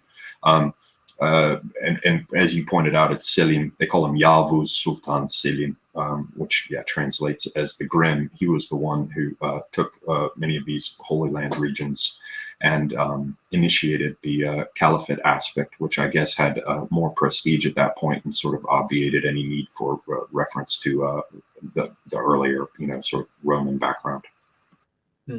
I think this is a wonderful conversation, but I think going too far into the Ottomans is probably deviating somewhat. And I would definitely want to go back to the Venetians and the Genoese when we get around the Fourth Crusade period, but also the Crusades in general. Now, this is probably directed more to Pharaoh. During the reign of the Heraclids, we basically have terminal decline, even though I wouldn't say any of the Heraclid emperors were particularly lacking, especially Heraclius himself is probably one of the greatest emperors, but they were beset by military misfortunes on all sides. And during the late 7th century, after most of the possessions of the empire had gone, Syria had gone, parts of Armenia had gone, the borders had been pushed back to the Anatolian highlands. The Slavs, which is a very important point to consider in the history of Eastern Europe, the Slavs across the Danube and the Eastern Roman Empire at that point really only controlled cities along the coastline like Thessalonica. The rest of the Balkan Peninsula was basically overrun by the first Slavic populations. And really the empire continues to decline, even though it holds on to some areas of Italy until the end of the 20 Years' Anarchy and the ascent of Leo III the Isaurian. Now, Leo III is a very interesting emperor from multiple perspectives. On the one hand, he starts his reign in triumph after being able to defeat the invasion force of Caliph Suleiman and of the Umayyads in their failure to take Constantinople, of course, using the employment of the famous Greek fire. However, using that massive military prestige built up to him and the loyalty it incurred for his troops afterwards, he's known for the legal reforms to the Corpus Civilis Juris, the Code of Justinian known as the Ecloga, but he's also known for having used that goodwill to initiate the first reign of iconoclasm. Now, Pharaoh is probably much better versed on iconoclasm than I am, so would you like to comment on that? Yes. Well, there's a few interesting things during that little bit of history, and I want people to think again. How does Constantinople survive? Or like basically, it's that they lost so much land during that period because it really is a pincer movement. If you see the maps, the whole of like modern is it the Avars and the Bulgars go all the way down to kind of modern day Greece. Yes, and the Avars were basically forerunners of the Hungarians. They were in the Danubian steppes. Yeah, the ubiquitous steppe people. But and then obviously because of Islam, they just lost everything in the east as well. But they still survive and still managed to pull it together. And I think it's again the obviously they've got the strategic position, which means they're protected, like we heard from the kind of Umayyad siege. But also beyond that, they because of their emphasis on trade. And also, I think the importance of silk, they managed to come back from that period, and essentially, I think so. Again, the story behind it goes that Justinian got 2 monks to go to China to bring back the first moss that you need to kind of start your own silk production, and again, that's relatively. We think it's a made-up story, basically, but around about the 6th century, we start to see the first mulberry trees being placed in around the Anatolian region, and the mulberry tree is the tree you need to feed your silkworms, basically. So I think, and from that point, they basically cultivated the strongest production center of silk and textiles that the world had ever seen, basically, and through that power that they managed to kind of maintain themselves. But moving on to iconoclasm is interesting because it's purely religious. So from what I've read, people wouldn't. Again, there's lots of these kind of patterned like clothes and cloaks and textiles. None of those were removed. It was purely iconic figures. Now there's a couple of different theories as to what caused this. Was it influence from Islam, where of course certainly in the Umayyad dynasty, any depictions whatsoever, not even just of Muhammad, but also of humans, were not allowed in the house whatsoever.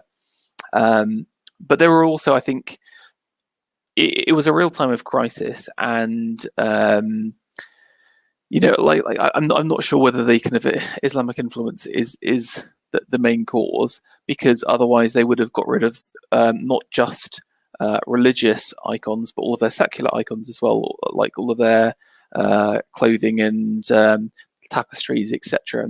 And those were definitely kept during that time period.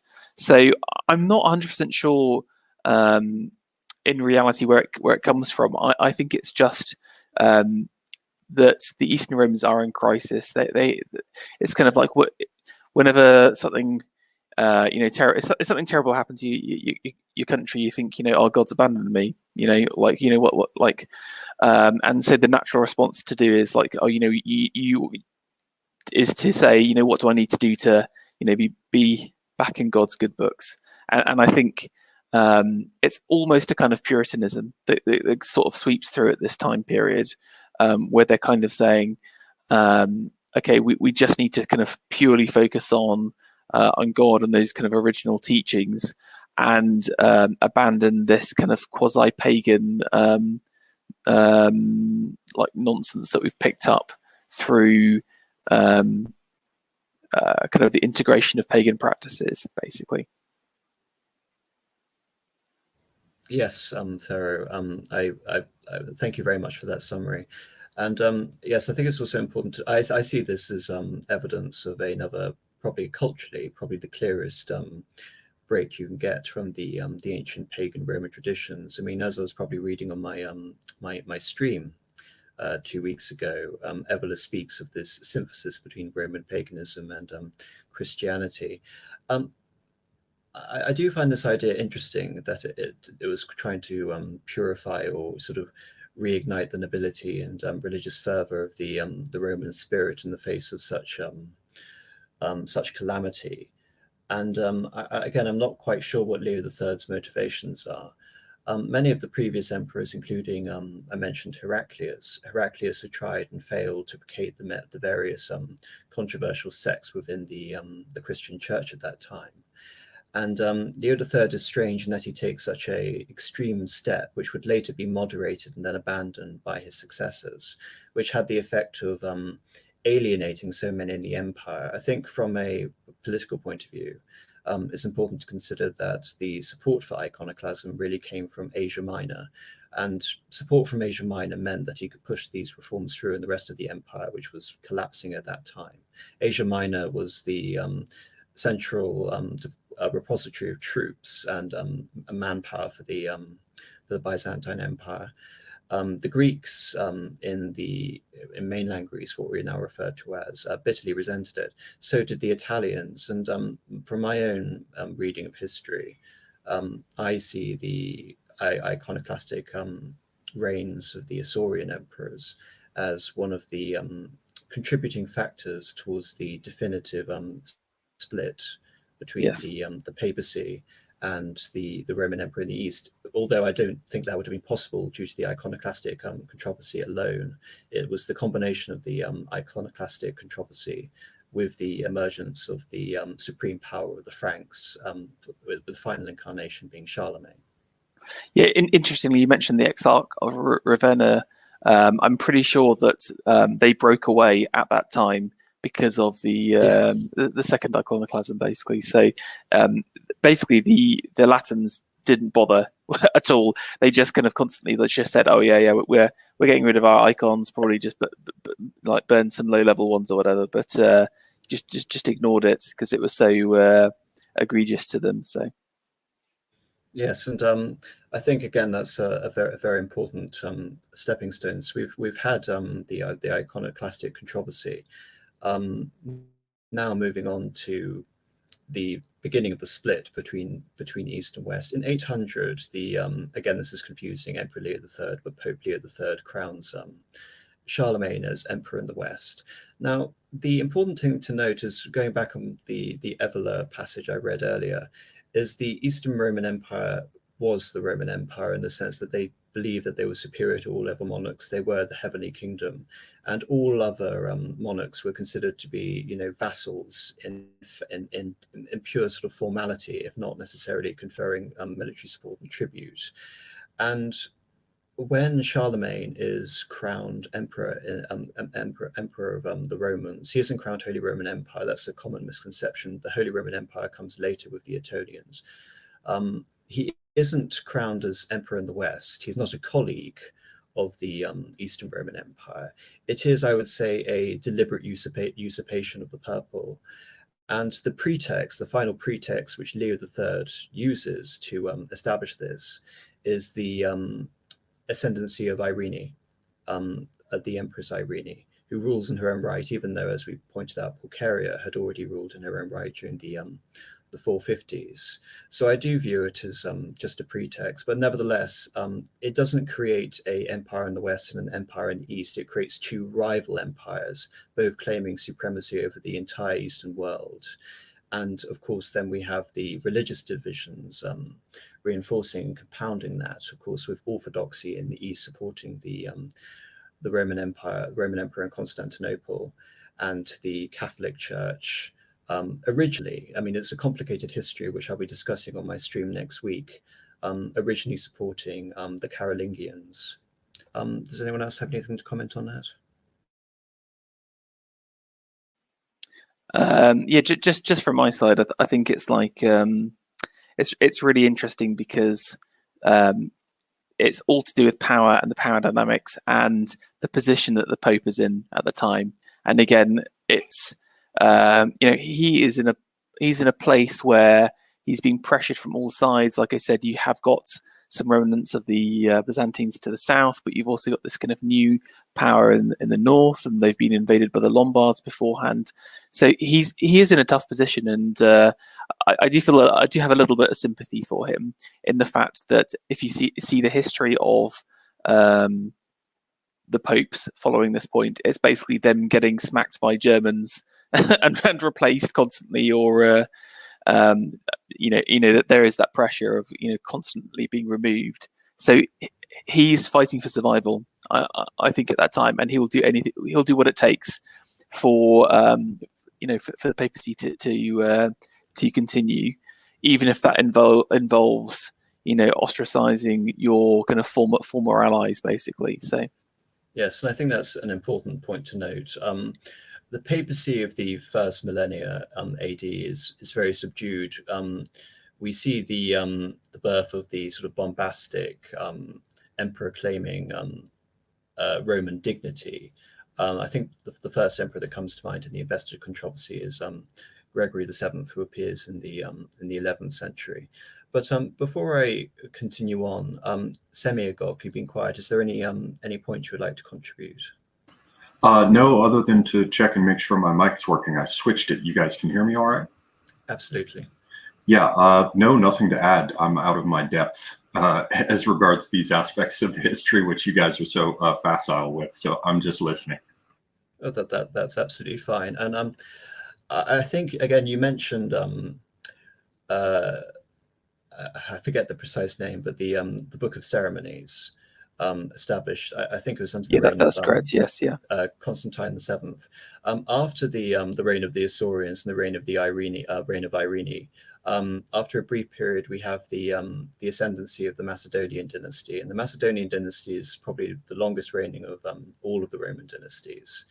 And whilst it's not known for its military success until the reign of Basil II, the Bulgar slayer, I would say that the 9th and the 10th centuries are associated with a renewal of Greek culture, Byzantine culture, and we have the ascendancy of really the culture, the culture of the court and the empire, and for the assumption that there is something sort of perfidious or effeminate or labyrinthine about the nature of the court spectacle of say Leo the Wise or Constantine VII. I would say that it was simply a forerunner of a model of a certain Christian monarchy which was going to be employed during the High Middle Ages later. We simply see the first incarnation of it in Constantinople, even though you don't have this Caesaro-Papist aspect to it that you have in the East.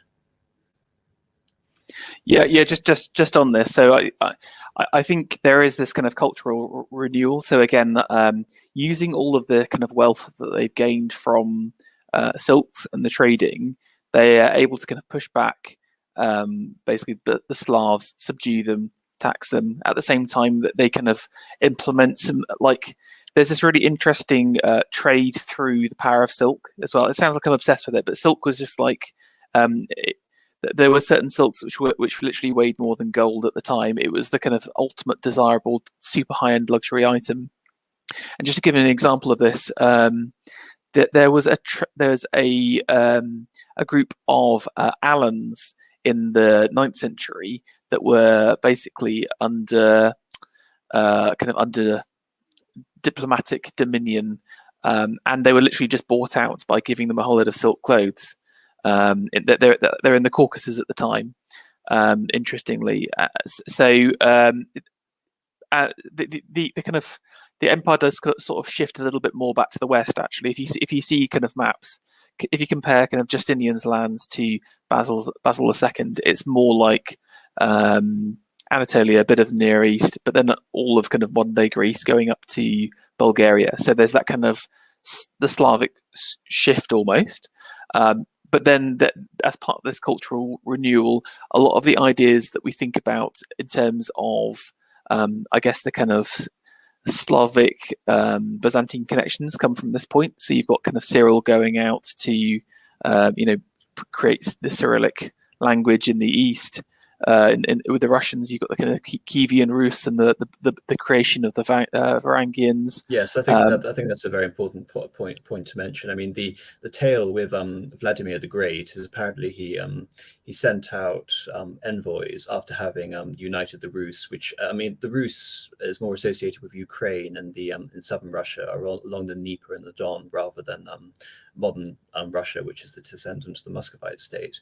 But Vladimir the Great ostensibly sent envoys all across the world, and after having visited Constantinople, he was told that Constantinople was essentially the supreme place of existence on earth, and if any sort of heavenly authority dwelt, it dwelt there in Constantinople. I think it's more complicated than that, even though there's a nice poetic quality to that. But nevertheless, Vladimir the Great was baptized in the Orthodox tradition, and I think what is very important to consider is that this association between Russia and Byzantine culture is very, very strong. And I even have when talking about the historiography, I have a quote that I want to bring to bear about how it impacted 19th century thought. But it really begins during this period, and I would say it's a form of cultural hegemony substituting for pure military authority during this time. Another interesting aspect we have is the rise in the diplomatic marriage. I think the diplomatic marriage really comes back to the 8th and 9th centuries in Byzantium, where very famously the emperor would always give a daughter of his to placate a potential rival kingdom, or confer on him a imperial honorific such as that of Sebastocrator, which sort of means distinguished one. Anyway, Vera, Semiagog. Yeah, no. Yeah, I think this kind of whole period is super interesting. I mean, in the biz we call it the Middle Byzantine period, and again, just from an architectural point of view, this is the point where there's the biggest move away from Roman classicism into, again, really doubling down on the kind of Greek Orthodox. What you think of the Orthodox building, is established at this point. Really, these kind of brick focused with the kind of the domes that will eventually turn into those onion domes in Russia and St. Petersburg. So really interesting time period. I would just throw in an observation about calling it the biz, which is rather a double entendre. But I also wonder, since you guys have the big brains as relates to this particular period in history, have you any parenthetical observations to add as regards the Khazars? I don't have any particular. I mean, obviously, I am aware of the Khazars and the various steppe nomadic peoples, but I sadly, Semiagog, don't have anything particular to add on the Khazars. Pharaoh? Yeah, like I think they don't really interact with them that much. I think the Aleni at the time were almost like a buffer state with the with those people, because they're north of the Caucasus, aren't they? Is that right? Yes, part of what's now Bulgaria, part of what's now Ukraine. The main reason I asked is because you sort of stepped neatly over them, since the Kievan Rus stepped in and took over a lot of their territory. And given that there's the famous story with the Khazars of them, their leadership, it seems historically established that at least their elite class adopted Judaism. There's the yes, it's a great story. Yes, yeah. But I thought against a religious background that might have a place. But just a question. It certainly doesn't bear directly upon the subject. Yes, it's interesting. I think they, again, I think where the kind of Eastern Romans are clever at this time. Again, they still like Basil II is like peak Eastern Roman manliness, like when we kind of referenced him as the Bulgar slayer. Apparently, I think it's like he blinded over 10,000 Bulgarian soldiers and had them march home in a line holding each other. Was it 10,000? Is it more? I think so, yes. Frankly, I had never heard of him, but at the moment I heard the Bulgar Slayer, I had to do a fist pump. He's literally Basil II. He's also unbelievably uncultured. He was known as just this like brutal warlord. Also, fun fact: the Eastern Romans, okay, they would they were not big into executions, but they're really big into like blinding people. Yes, I was thinking about bringing this up. Anyway, yes, continue, Pharaoh. Or sending them to monastery. You know, get thee to a nunnery was originally a Byzantine idea, and you'll see lots of kind of deposed emperors ending up in monasteries and then being called upon. It's all very, very, very strange. But I think there is something more humane to be said about that than rather just executing and massacring entire families. And of course, you know, so I'm not sure whether blinding continues across into the Russian tradition, but definitely the tradition in the Orthodox churches of sending disgraced women of the court, and you know, in lieu of a divorce, sending your imperial spouse off to a nunnery did continue. And again, I do think that's rather interesting. But again, I think it's one of the cultural oddities that is used to sort of draw a delineating point between East and West. The strange practice of blinding, even though you know it had practical incarnations to it. You know, how much better to depose of a political rival. And one other, if I can be permitted, another parenthetical question. Do either of you have any observations to make about slavery in the Eastern Roman Empire, and particularly as regards this mention you had of sending people off to monasteries in some cases rather than blinding them? Because I am aware, having studied the gypsies a bit, and of course they first appeared and sometime around the 10th century, early 11th century in Byzantium in our historical records, except for a few vestigial ones. I do recall that in Eastern Europe, particularly in Romania, it wasn't until the 1860s that what amounted to slaves or chattel associated with monasteries were outlawed. And so I wonder if there's any observations either of you would make about perhaps the association of slaves and monasteries, or more broadly, any observations about slavery in the Byzantine world. I mean, they're obviously close to the Slavs, one of the disputed etymologies, perhaps entirely discredited, but as I recall, Slav and slave has some association. So it would seem that some observations about slavery in the East are perhaps warranted. I'm afraid I simply can't make them, however. Oh, they do, and I think you have. I mean, I'm aware of the certain feudal systems that operate in the Byzantine Empire, but I actually scandalously don't know enough about slavery to be able to make any informed points beyond the points that you yourself have contributed, Semiagog. That is, unless Pharaoh has any comments on the subject. It's big up till the 7th century, I believe. And again, the place of the eunuch is super important. The kind of eunuch turned freedman, basically, in terms of like his position in court. And again, because there's different wings of the imperial palace, there is a female wing and a male wing. So again, the eunuchs can slide between both, and especially in a culture where the female is substantially more important. You know, I think the eunuch thrives. Just to give an example of how rich they were, there's this story of a famous eunuch. He was so wealthy that he had his own mansion in like opposite the imperial complex, filled with sculptures from the ancient world that he had collected. He was like a big collector, and unfortunately, that building burnt down during the Nika riots. But I think basically after the empire gets decimated in the 7th century, it's not such a big thing. You know, I think it still occurs, but I don't think, certainly in Constantinople, it's not such a strong part of their culture anymore. Yes, I have. Sorry, Samir, go ahead. Just a quick thing to throw in. This is very interesting for me, and I should have known this, but the emphasis on the eunuchs, the idea of the harem, you know, these are things that I had, it seems quite mistakenly, associated with the superimposition of the Muslim culture on the city, you know, and by extension, my view again is that this is another another piece of continuity from the court in Constantinople. Yeah, that's what immediately jumps out to me, because I had not realized that. I mean, even to this day, you know, I'd associated the focus on textiles and textile trade, for example, in the Grand Bazaar, where wealth is measured, as I learned somewhat belatedly. It's not measured by how much coin you have, so to speak, or how much money you have. It's your ability to borrow and lend.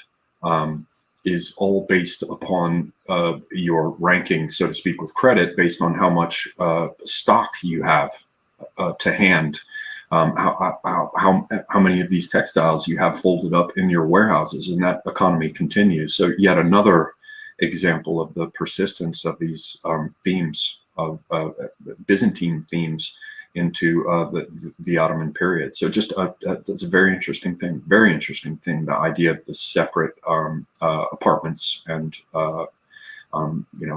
rooms and the rest for the males versus the females, and the role of the eunuch. Yes, here I am learning something new every day. Wonderful. Well, it's again, it's very interesting. Just draw briefly, going back to Byzantine feudalism. Unlike in the West, the feudalism which we're probably most acquainted for, the Byzantines evolved a form of feudalism out of the curial system of management in the 5th and the 6th centuries. And unlike many Western monarchies, the Byzantines never elevated their nobility to the positions where they could ever rival the emperor other than deposing the emperor. There was no system of appanage, which whereby established rival fiefdoms in a competition with the emperor.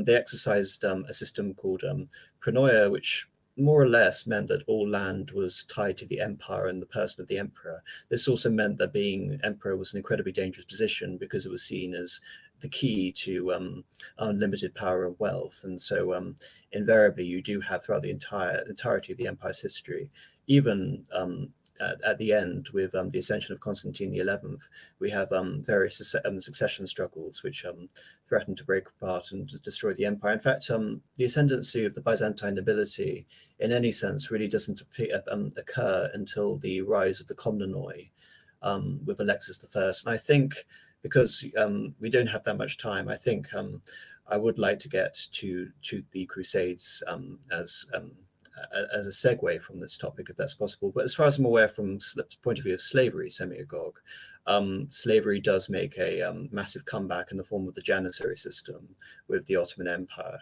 And of course, the Muslim system of slavery, it is reliant on having a system like the Millet of Rum to provide a steady source of slaves. And when I mean slave, I don't mean slave in the most commonly understood sense of the word, but Janissary was, if anything, a bureaucrat. And I think there is a continuity between the eunuch former slaves and the Janissary bureaucratic class and military class. And as an elite set apart, because the Janissaries, eunuchs, had enormous power at various points in their histories, I'm sure you both know. But one very quick question, I know you want to get to the Crusades, but it occurs to me that there's even a further dimension of continuity from the Byzantine period, even in the famous discussion of centralized power versus nobility that we find in Machiavelli's The Prince, because he uses the example of the nobility in the West. And he talks about how relatively easy it is to foment trouble amongst the nobles and thereby to seize power, but how it's exceedingly difficult to maintain that control in the Western system. And he contrasts it famously, again, you guys are doubtless aware of this, with the idea of the Sultan in the East, and how incredibly difficult it is to seize power there. But once having seized it, how it's much easier to keep it because it's all centralized in a single place. And I had associated that obviously with, let us say, Oriental despotism. But what you're talking about there with the emperor, having that sole power and the rest, it seems to me that even this famous comparison with on the part of Machiavelli has less really to do with the Turks and more perhaps to do with the survival of the Byzantine system, unless, of course, you talk about the rise of the nobility, and at some point they really did present a challenge to the centralized rule of the emperor himself. No, never to the extent that, say, for example, it does in France. Everything to do with the Eastern Roman Empire is invariably more centralized. And again, it's a source of association with the term Byzantine itself, is that this is used as a derogatory aspect of their system and is associated with supreme autocracy. But no, there is, I do believe you are completely correct, Semyagog, that there is a continuity between the Muslim and Sultanate of Rum and then Imperial Ottoman forms of administration. Of course, the famous Byzantine administration system are called the themes or the themata, and they're not doled out as hereditary dominions to dukes or relatives of a king as they are in the West, but they are invariably military governorships. And that carried over to the Ottomans as well. Yet another continuity. Yeah, it seems the Ottomans didn't have quite so many innovations as I had imagined. As far as I'm aware, those are the you're talking about the pashaliks or the beyliks, aren't you? And talking about the military governorships. Yes, wonderful. Just yes, and they were associated with Turks, with military standards corresponding to authority over military forces in a particular region. Yeah. Yes, and one can draw that connection back to Roman eagles, even though I do think that's a particular Turkic Mongol invention. I wouldn't claim that as a Roman source of continuity either. Well, there actually, if you look at what are called the alams or standards from a little bit further east, they still carry them at the head of processions, religious processions, the Shiites, and it's a silver hand on a staff. So no, not with the embroidered horsetail stand. Excuse me, with the textile wrapped and woven and then topped with the horsetail standards of the Turks. But certainly, I think there is a survival of the Roman idea, not with the eagles, but of the maniple, the hand, and it is shown with the silver hand, which has now become associated with the blood descent from the family of Ali, and the rightly guided caliphs in Fatima, but it seems to be just a carrying over of the Roman silver hand standard. There's also just this is going back a ways, but Pharaoh was discussing the various gates of Constantinople. I was wondering, do you think there's any continuity between the Golden Gate and the symbolism of the Sublime Porte? Only now that you mention it had it occurred to me. The city is still known by certain gates. So like there's a region called Yeni Kapı, which means new gate. And there are people of the city will, certain areas are known by their old historical association with a particular gate in the walls. But I hadn't thought about the port in that respect. It certainly seems obvious, only once you had pointed it out. And I'm trying to think if the only other thing I know is that in addition to the different entrances associated with different figures or rituals or processes, I did do a bit of research into Hecate, and there is a particular gate that was once upon a time associated with her. So it wasn't simply ritual and status and standing, but going back sort of into the deepest of lore associated with the city, there were particular gods and the rest. And it might be worth someone's time. We certainly don't have time now. I know you want to get to the Crusades, but it might be useful to look and see whether or not vestiges of those original god associations, or goddesses in a pagan pantheon might have survived. But no, in terms of the port, I'm not aware of that. It was just a thought, and again, this is the wonderful thing about the nature of these rather these overview streams, is that you can go in so many tangents. But I think I'll structure the discussion back centrally with the chronology of Byzantium. You mentioned earlier, Semyagog, the significance of the Genoese and the Venetian traders. I think it's also very important to note that at this time the Arab world had broken up.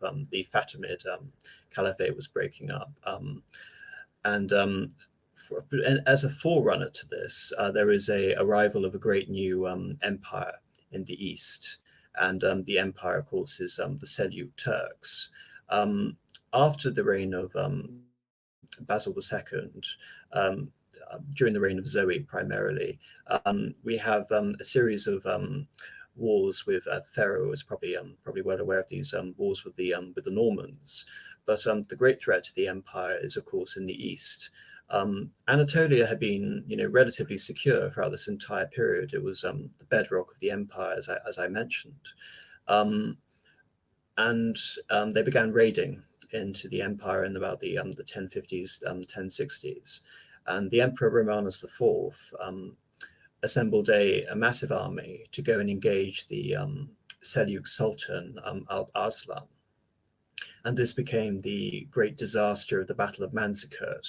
And the implications of Manzikert were that they completely, I would say, they were never able to regain the authority in Anatolia, they being the Byzantines, after this battle. It completely wrecked the military structure, the themata, in Anatolia. And the empire was continually retreating until essentially they only had the European provinces with a few fortresses left, and basically the entirety of Anatolia was overridden by the Seljuks. And it was rather serendipitous. I don't believe this is necessarily related, but at the same time, like I said, the Genoese and the Venetians had naval power. And the Christian powers were beginning to really start consolidating. And I won't get into the theological arguments presented by Urban II. Nevertheless, there was this zeal in the West to go on crusade.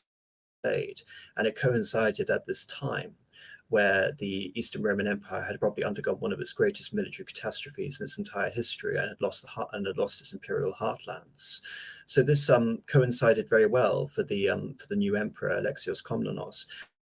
I think in terms of Byzantine, a lot of the, I would say, bad feeling, I would say this isn't exactly genuine, but a lot of the bad feeling we have between the East and the West is driven over the competing interests between the Outremer, the Crusader kings, and the various Outremer states that were established in the Levant, and the own imperial interests of the Byzantine Empire, because of course Alexios was keen to restore the Asia Minor territories, and he was more than willing to allow the Crusaders to do it for him, whilst he dealt with the Seljuks directly, whilst letting the Crusaders effectively be his military force. And in a way, you could see them as an incidental military force. The Byzantine Empire's military had basically collapsed at this point.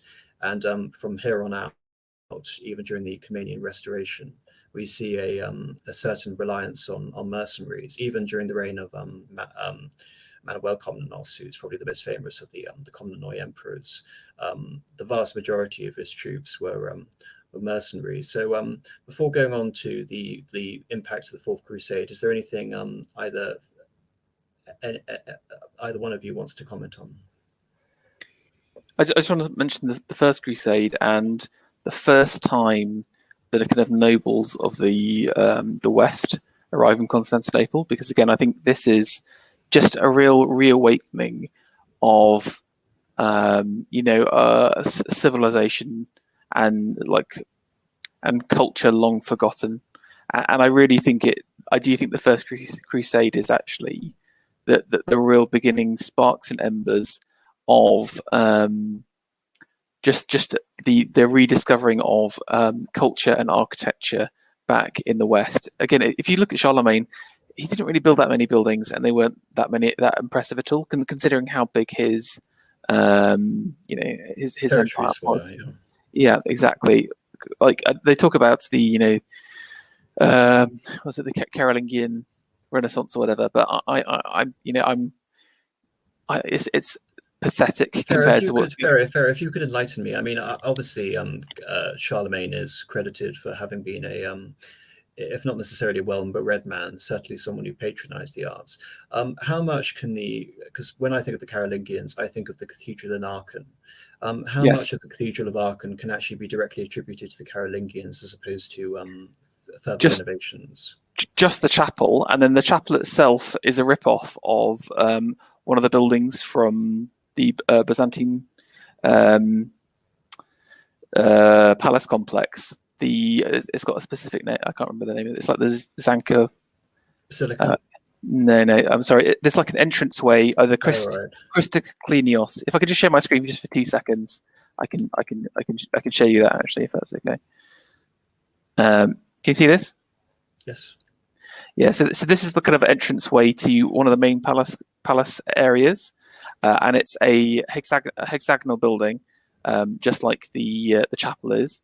And from the interior descriptions, it looks a little bit like this. And again, if you've seen the Artian Palace, it looks identical. Basically, candy stripe, Romanesque arches, the three tiers, etc. So, like even Charlemagne's best buildings were rip-offs of the Byzantine. You know that there is, and then following the kind of going into kind of the Ottonian style. And beyond, they start to build what we call the Romanesque today. But the question is, which Romans is the Romanesque style built on? Is it the classical Romans, or is it the Eastern Romans? And it's obviously the Eastern Romans, because they haven't dug up anything. They haven't discovered Pompeii. So basically, First Crusade is the beginning of Western culture again. Genuinely, look into Charlemagne's kingdom. It's the quality of item that they're producing is pathetic. Not least scholars, I would add in, is there any other figure besides perhaps Alcuin, who is the representative of the supposed rebirth of knowledge? I mean, he's the only one that comes to mind. In terms of what? Sorry. In terms of some sort of Carolingian resurgence and knowledge and art and architecture. I mean, there's the figure of Alcuin of York, and that's the only one that really comes to mind for me. And he's not all that impressive as a historical figure, at least from what I know of it. Yeah, and maybe the kind of various monk groups, the Benedictines, like Cluny. The monastery there, but I think even then it's relatively late. It's later than people think. People think like the kind of Gothic buildings and the like Romanesque buildings start way earlier than they do, but I think it comes up. It's not exactly to do with the First Crusade, but it's at that beginning of the time where the West and the East is sort of reconnecting culturally again. But just imagine the kind of the sons of kings all coming and descending down onto Constantinople for the first time in hundreds of years, and rediscovering what true beauty looks like and what culture looks like, and like legacy and tradition, and they bring that back home with them. Interestingly, you can see that on, again, sorry for going on about textiles, but during the 11th century, there's a massive explosion of textiles being brought back to the West in the form of copes. So a cope is like a cape for a priest, and so they start importing all of these and bringing back these silks, icons, etc., at this period of time. So that's all I want to say about the First Crusade. We consider it in terms of the establishment of the Crusader kingdoms, but there's a stronger cultural establishment going on. Absolutely, and I would love to talk about this more. However, I do have a stream next week talking about this subject, so I'm going to keep this specifically Constantinople centric, if that's all right with you, Pharaoh. Yeah, sorry. Oh no, absolutely wonderful information, but just sticking back to topic. So I think it's important to note also that at this time, the Genoese and the Venetians trouncing. I mean, you talk about the textiles on the one hand, but on the other, the Crusades, I think, circumvented Byzantium in terms of accessibility to trade, and this seriously diminished the economy. With regards to Constantinople itself, Alexius is also famous for having established, I mean, Semigog, you are no doubt aware of this, the Genoese and the Venetian colonies out and around the area of Constantinople. We see those established at the end of the 11th century. Talking about the end of the Komnenoi briefly, after the last sort of great Byzantine emperor, Manuel Komnenos, his son is usurped by an emperor called Andronikos. And Andronikos is notorious for having basically ruled as a brutal autocrat, massacring his political opponents, massacring the nobility in Constantinople, but also massacring the Latins. There was a a famous massacre of the denizens of the Genoese the colonies. I think it was in 1184. So I think there is this build up of tension before the coming disaster, which we're now going to talk about, unless Ferry want to comment. Yeah, just on that, the reason why is because the Phoenicians and the Genoese had better trade deals than the Byzantines themselves. There's a clear total failure of understanding of trade. And again, the Byzantines are really good at like outsourcing stuff. You see it in their armies where they're hiring in foreign mercenaries. They do that very effectively. The same thing with the early Venetians. They use them to kind of supplement their army. But it gets to a point where they rely purely on the Venetians or the Genoese for their entire navy and kind of trade. And it's kind of like it gets to a point where the tail wags the dog. Where the Venetians are getting a better deal on trade than your own citizens. It just doesn't make any sense. So what those citizens start to see, again, with the establishment of the quarters, the Venetians getting insanely wealthy, and you as a citizen have less rights than a foreigner. It's the setup for disaster. Yes, it's sort of, again, going off on a tangent, it sort of reminds me of the international concessions in China. But anyway, no, that's a very important to note, and I think that's a perfect setup for the Fourth Crusade, the ultimate calamity. Well, not the penultimate calamity facing the Byzantine Empire. The Komnenoi are succeeded by a dynasty known as the Anguloi. The Anguloi are pretty much universally useless, and the Fourth Crusade really begins as part of a succession dispute.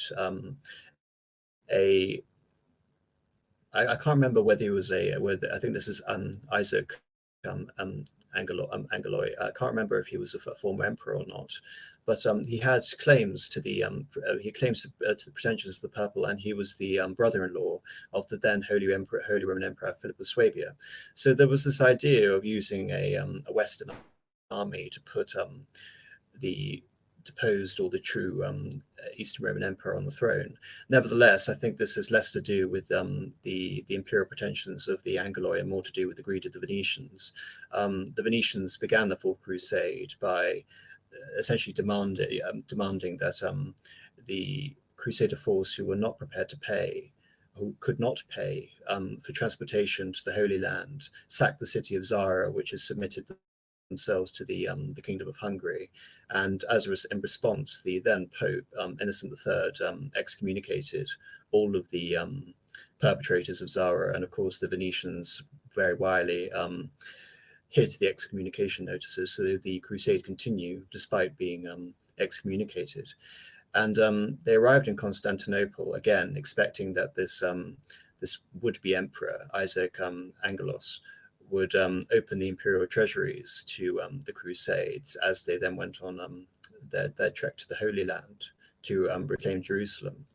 And of course, the Crusades were basically embroiled in a year's worth of dynastic disputes, but ultimately things completely collapsed. They were able to place Isaac Angelos onto the imperial throne, but he found himself unable to pay, and he then himself was murdered and deposed.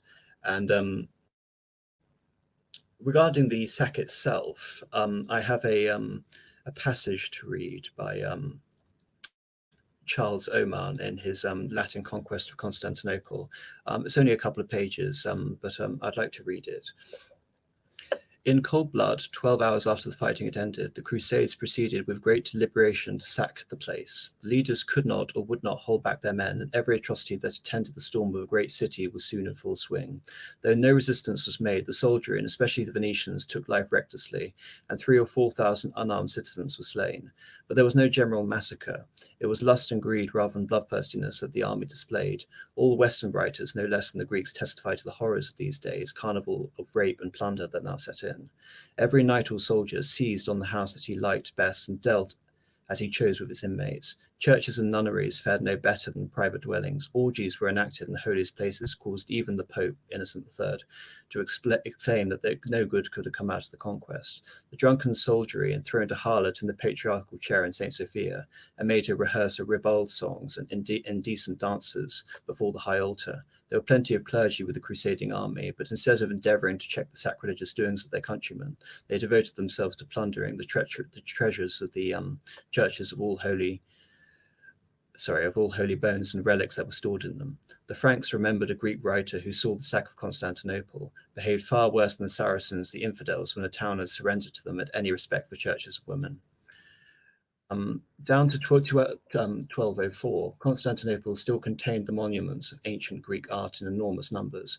In spite of the wear and tear of 900 years, her squares and palaces were still crowded with the art treasures that Constantine and his sons had stored up. Nicetas, who was an eyewitness of all, had left the list of the chief statues that suffered. Heraclius of Lysipius and the great hero of Samos, the brass figures which Augustus set up after Actium, the ancient Roman bronze of the wolf with Romulus and Remus, Paris with the golden apple, Helen of Troy, and dozens more all went into the melting pot to be recast into wretched copper money. The monuments of Christian art fared no better. The tombs of the emperors were carefully stripped of everything in the metal, the altar, the screens of the churches scraped to the stone. Everything was left bare and desolate. Such was the greatest conquest that was ever seen, greater than made by Alexander or Charlemagne, or by any that had lived before or after, as a Western chronicler wrote. The Greeks grew more hyperbolical in lamentation as they saw the eye of the world, the ornament of nations, the fairest sight on earth, the mother of the churches, the spring whence flowered the waters of faith, the mistress of orthodox doctrine, the seat of the sciences, draining the cup mixed for her by the hand of the Almighty and consumed by fires as devouring as those which ruined the 5 cities of the plain. So that's the end of the citation from Charles Oman. Do either of you have anything to comment on the sack of Constantinople in 1204? Pharaoh, Semigog. Yeah, just from my side, if in my mind, this is the true end of Byzantium. I know, obviously, you've got the kind of Turks later, but think of a culture that's focused on its ceremony, its rituals, its wealth, its tradition and heritage. It's wiped out in an instant. You cannot do the Book of Ceremonies because all everything's been destroyed. The holy places have been despoiled, and I just get very angry about the whole thing, if I'm honest with you, because it's just such a stupid and pointless thing. And when you hear the descriptions of them melting down art for mere copper coins, it boggles the mind. And this is really the end. Again, what we call there is a continuation after this point, but it's really like successor states which take on the name. But once Constantinople has been plundered to this level, there is really no coming back. And all I would add is that the Turks, famed in the West for their barbarity, whether justifiably or not, depending on the century, there's a case for it. But when Mehmed II took the city, he actually had, soldiers beaten for destroying buildings and things, and proclaimed that it was his. And he went to great pains to preserve the city once he took it, because it was his possession. He would keep it. He wasn't simply passing through and treating it as an opportunistic moment. And he really wanted to keep the population in place with its trading skills and the artisans, the craftsmen, and the rest. And so, while it was doubtless an upheaval and the siege was horrible and the city suffered damage and doubtless many people were killed, the Turks, even the Turks, as it were, took more care with the city than these other men of the West who just smashed it. I think that's very fair to say, Semigog, and I agree with you. Even though I think a day of pillage and rape happened before Mehmed ordered his troops to resist, to stop, and declare that the city was his. I think the fundamental difference is that Mehmed had a grand imperial vision, and Constantinople was at the heart of said vision. Whereas in the case of the Fourth Crusade, we're seeing a a coalition of factions, all of which had their own mischievous motives. You know, Enrico Dandolo no doubt profited financially from the sack of Constantinople and being able to acquire possessions in the what would later be called the Francocratia, you know, rule of the Franks, or Latinocratia, rule of the Latins.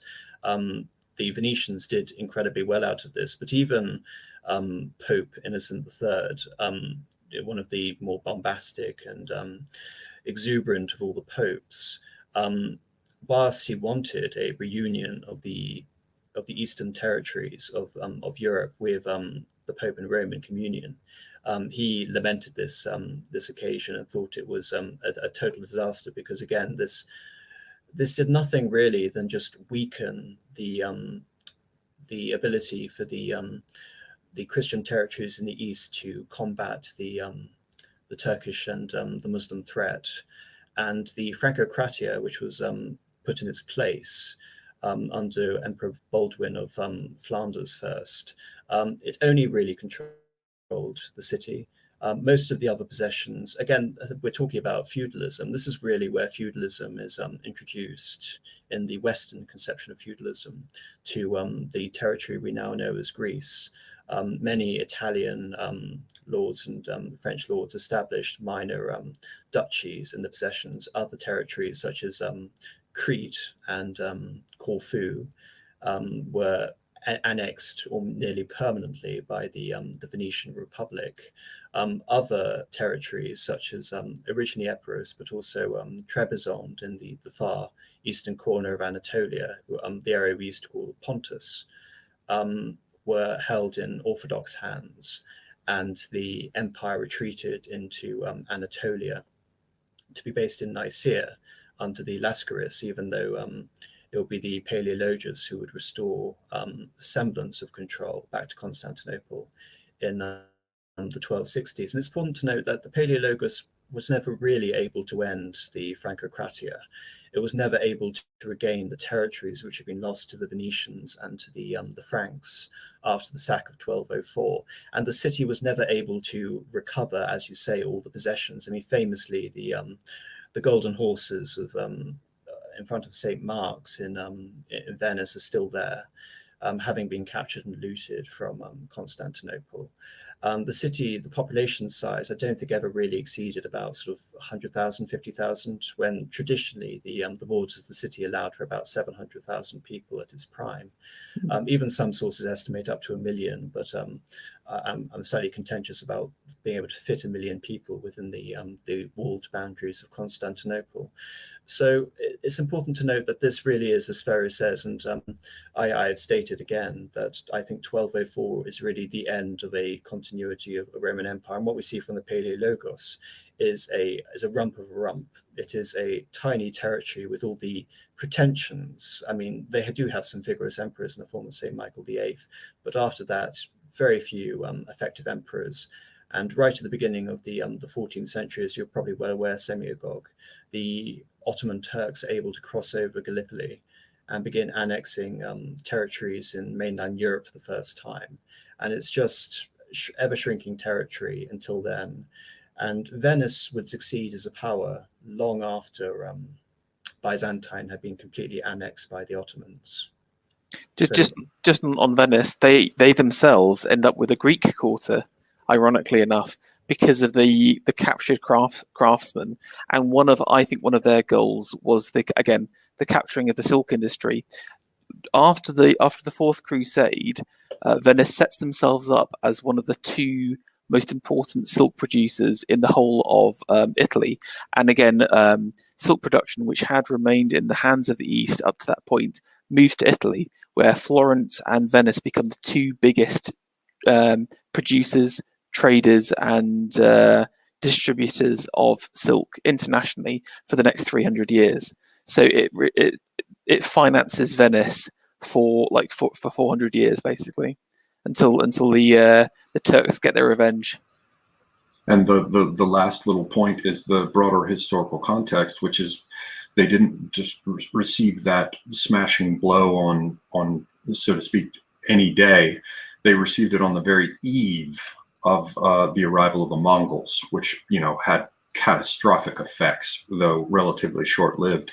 So they weren't weakened, at just any moment. It was right before the oncoming tsunami of the Mongols arrived, and the entire region remained in chaos. I mean, up through what was it, Bayezid, Yildirim Bayezid, the lightning, or the lightning bolts or whatever. Are you referring to Timur's campaign against the Ottomans? That would have been, I think, the Battle of Ankara, which would have been in 1405, I think. Yes, when Bayezid was caged and was said to have died from apoplexy, as they put it, at the taunts of Tamerlane. And of course, Tamerlane is just sort of like an echo of the Mongols proper, though he claimed a relationship. But yeah, all of that sort of left the entire.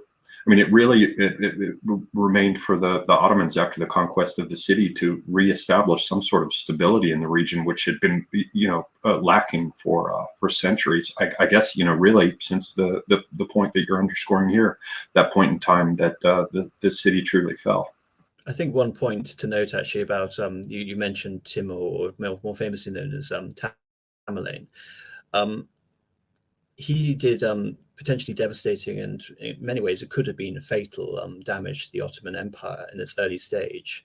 And ironically, the later Mongolic campaigns of Tamerlane were received very well in Western Europe and in the Catholic world more in general, because it was seen as a potential breathing space to restore power in the region.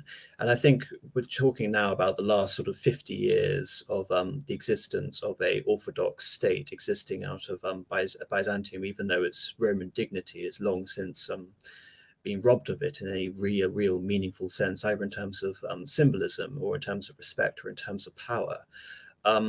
John VIII is the penultimate Byzantine emperor, John VIII, Paleologus, and as I'm sure Ferro is aware more than me, he makes a very famous visit to Italy, and I think he visits Florence, and the ostensible aim of this is to conclude a treaty with the Catholic Church and the Italian states to come to his aid.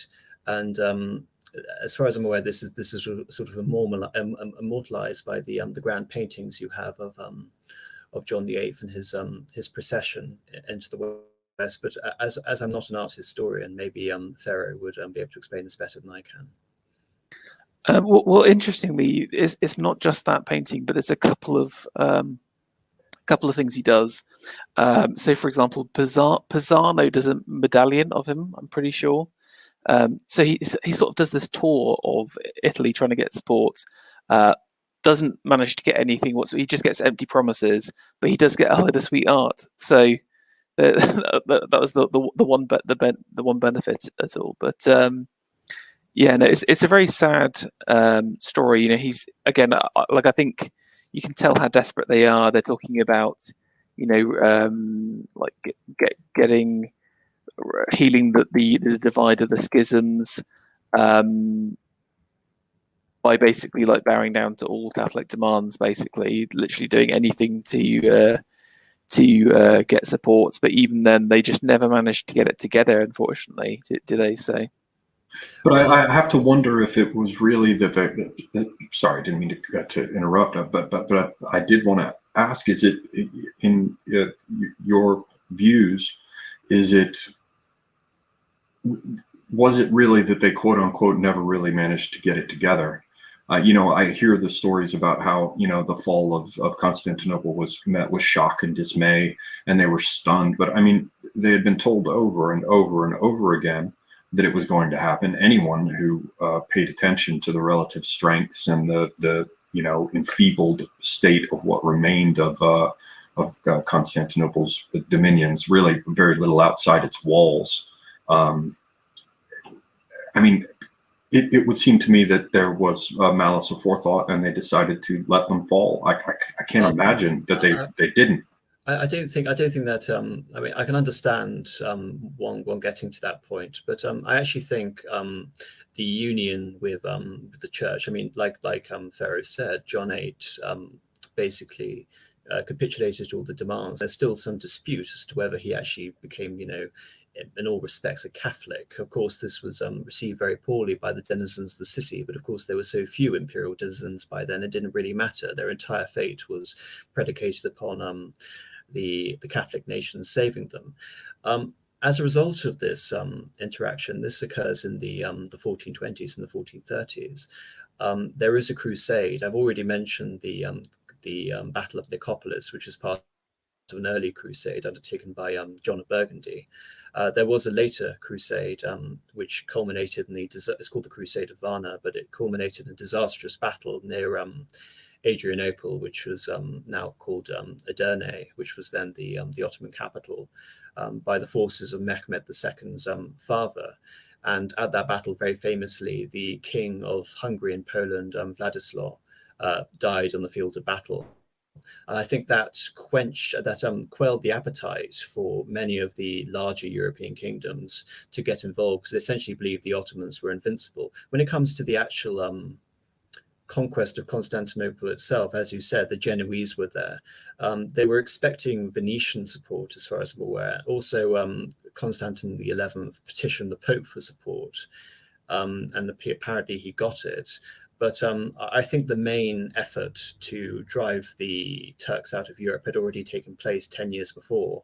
So there was a sense when, Constantine XI became emperor 5 years after that in 1449, that all hope was lost, and they couldn't effectively afford to expend another effort to expel the Turks from mainland Europe and save Constantinople. So I wouldn't say it was a malice. I think the malice can be mostly attributed to 1204, which again historically was completely unnecessary and had completely devastating impacts on Europe.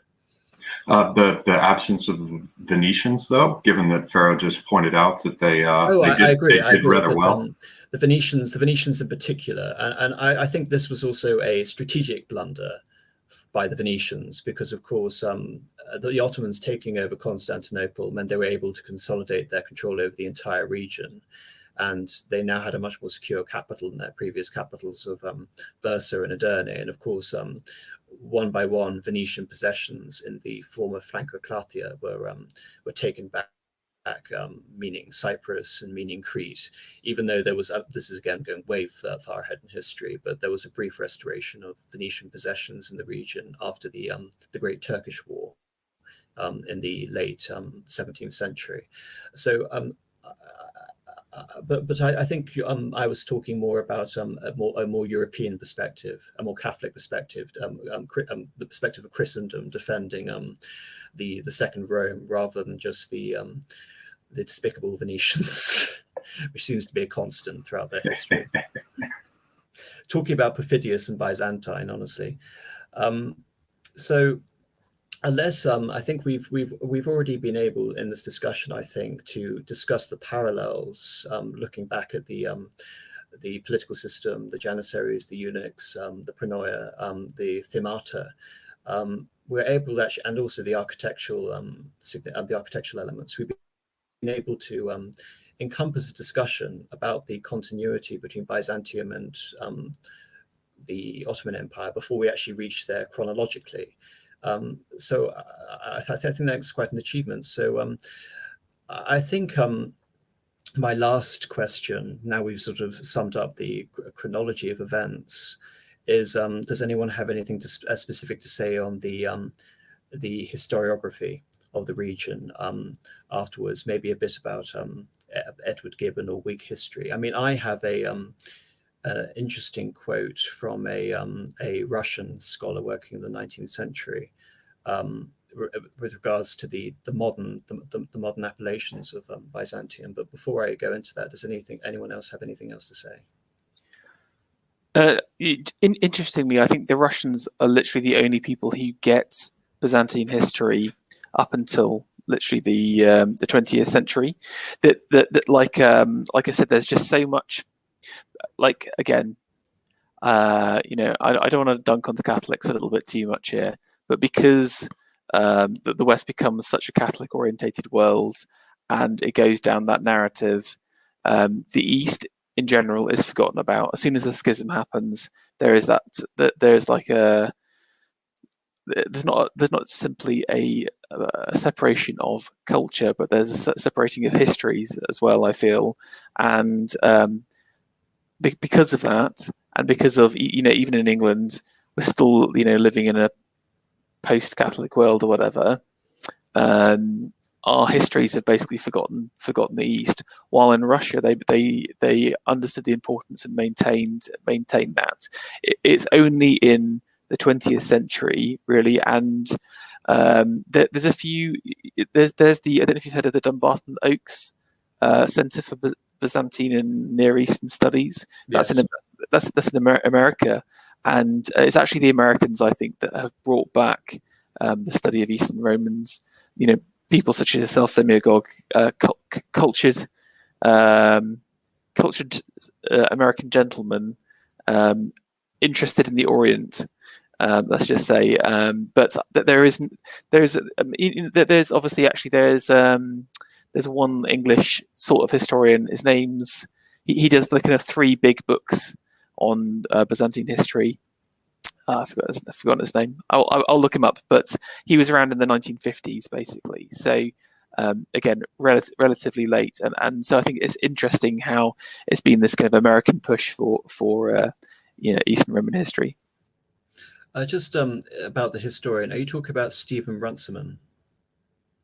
No, it's like his name's like John something Baptist or something. I have to. All right. Well, I'll look into that. But I think you've made my point about Russian historiography a bit redundant there. I mean, the only thing I'd like to point out that there is this revival of Neo-Byzantinism in the Russian Empire during the 19th century, revolving around the ideas of autocracy, nationality, and orthodoxy. And again, all of these are linked to, again, a sense of revival of the Byzantine traditions.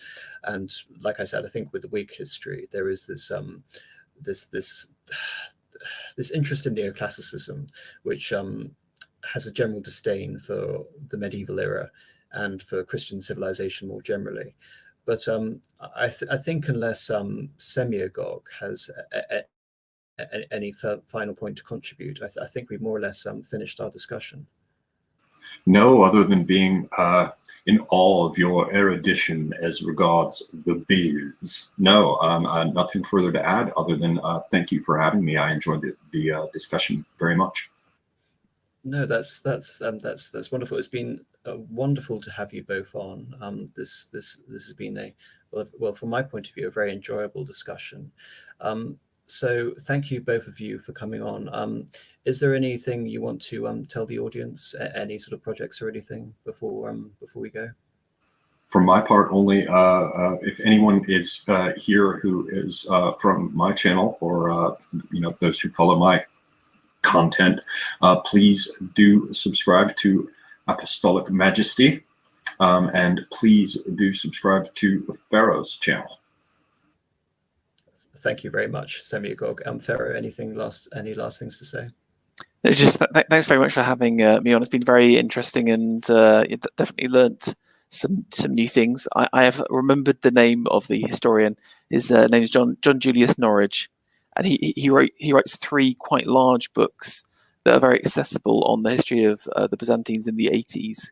So you could do an entire study on the kind of rediscovery. We are living through a Byzantine Renaissance, I truly believe. So yeah, please read more about it. We need more scholarship. We need more interest.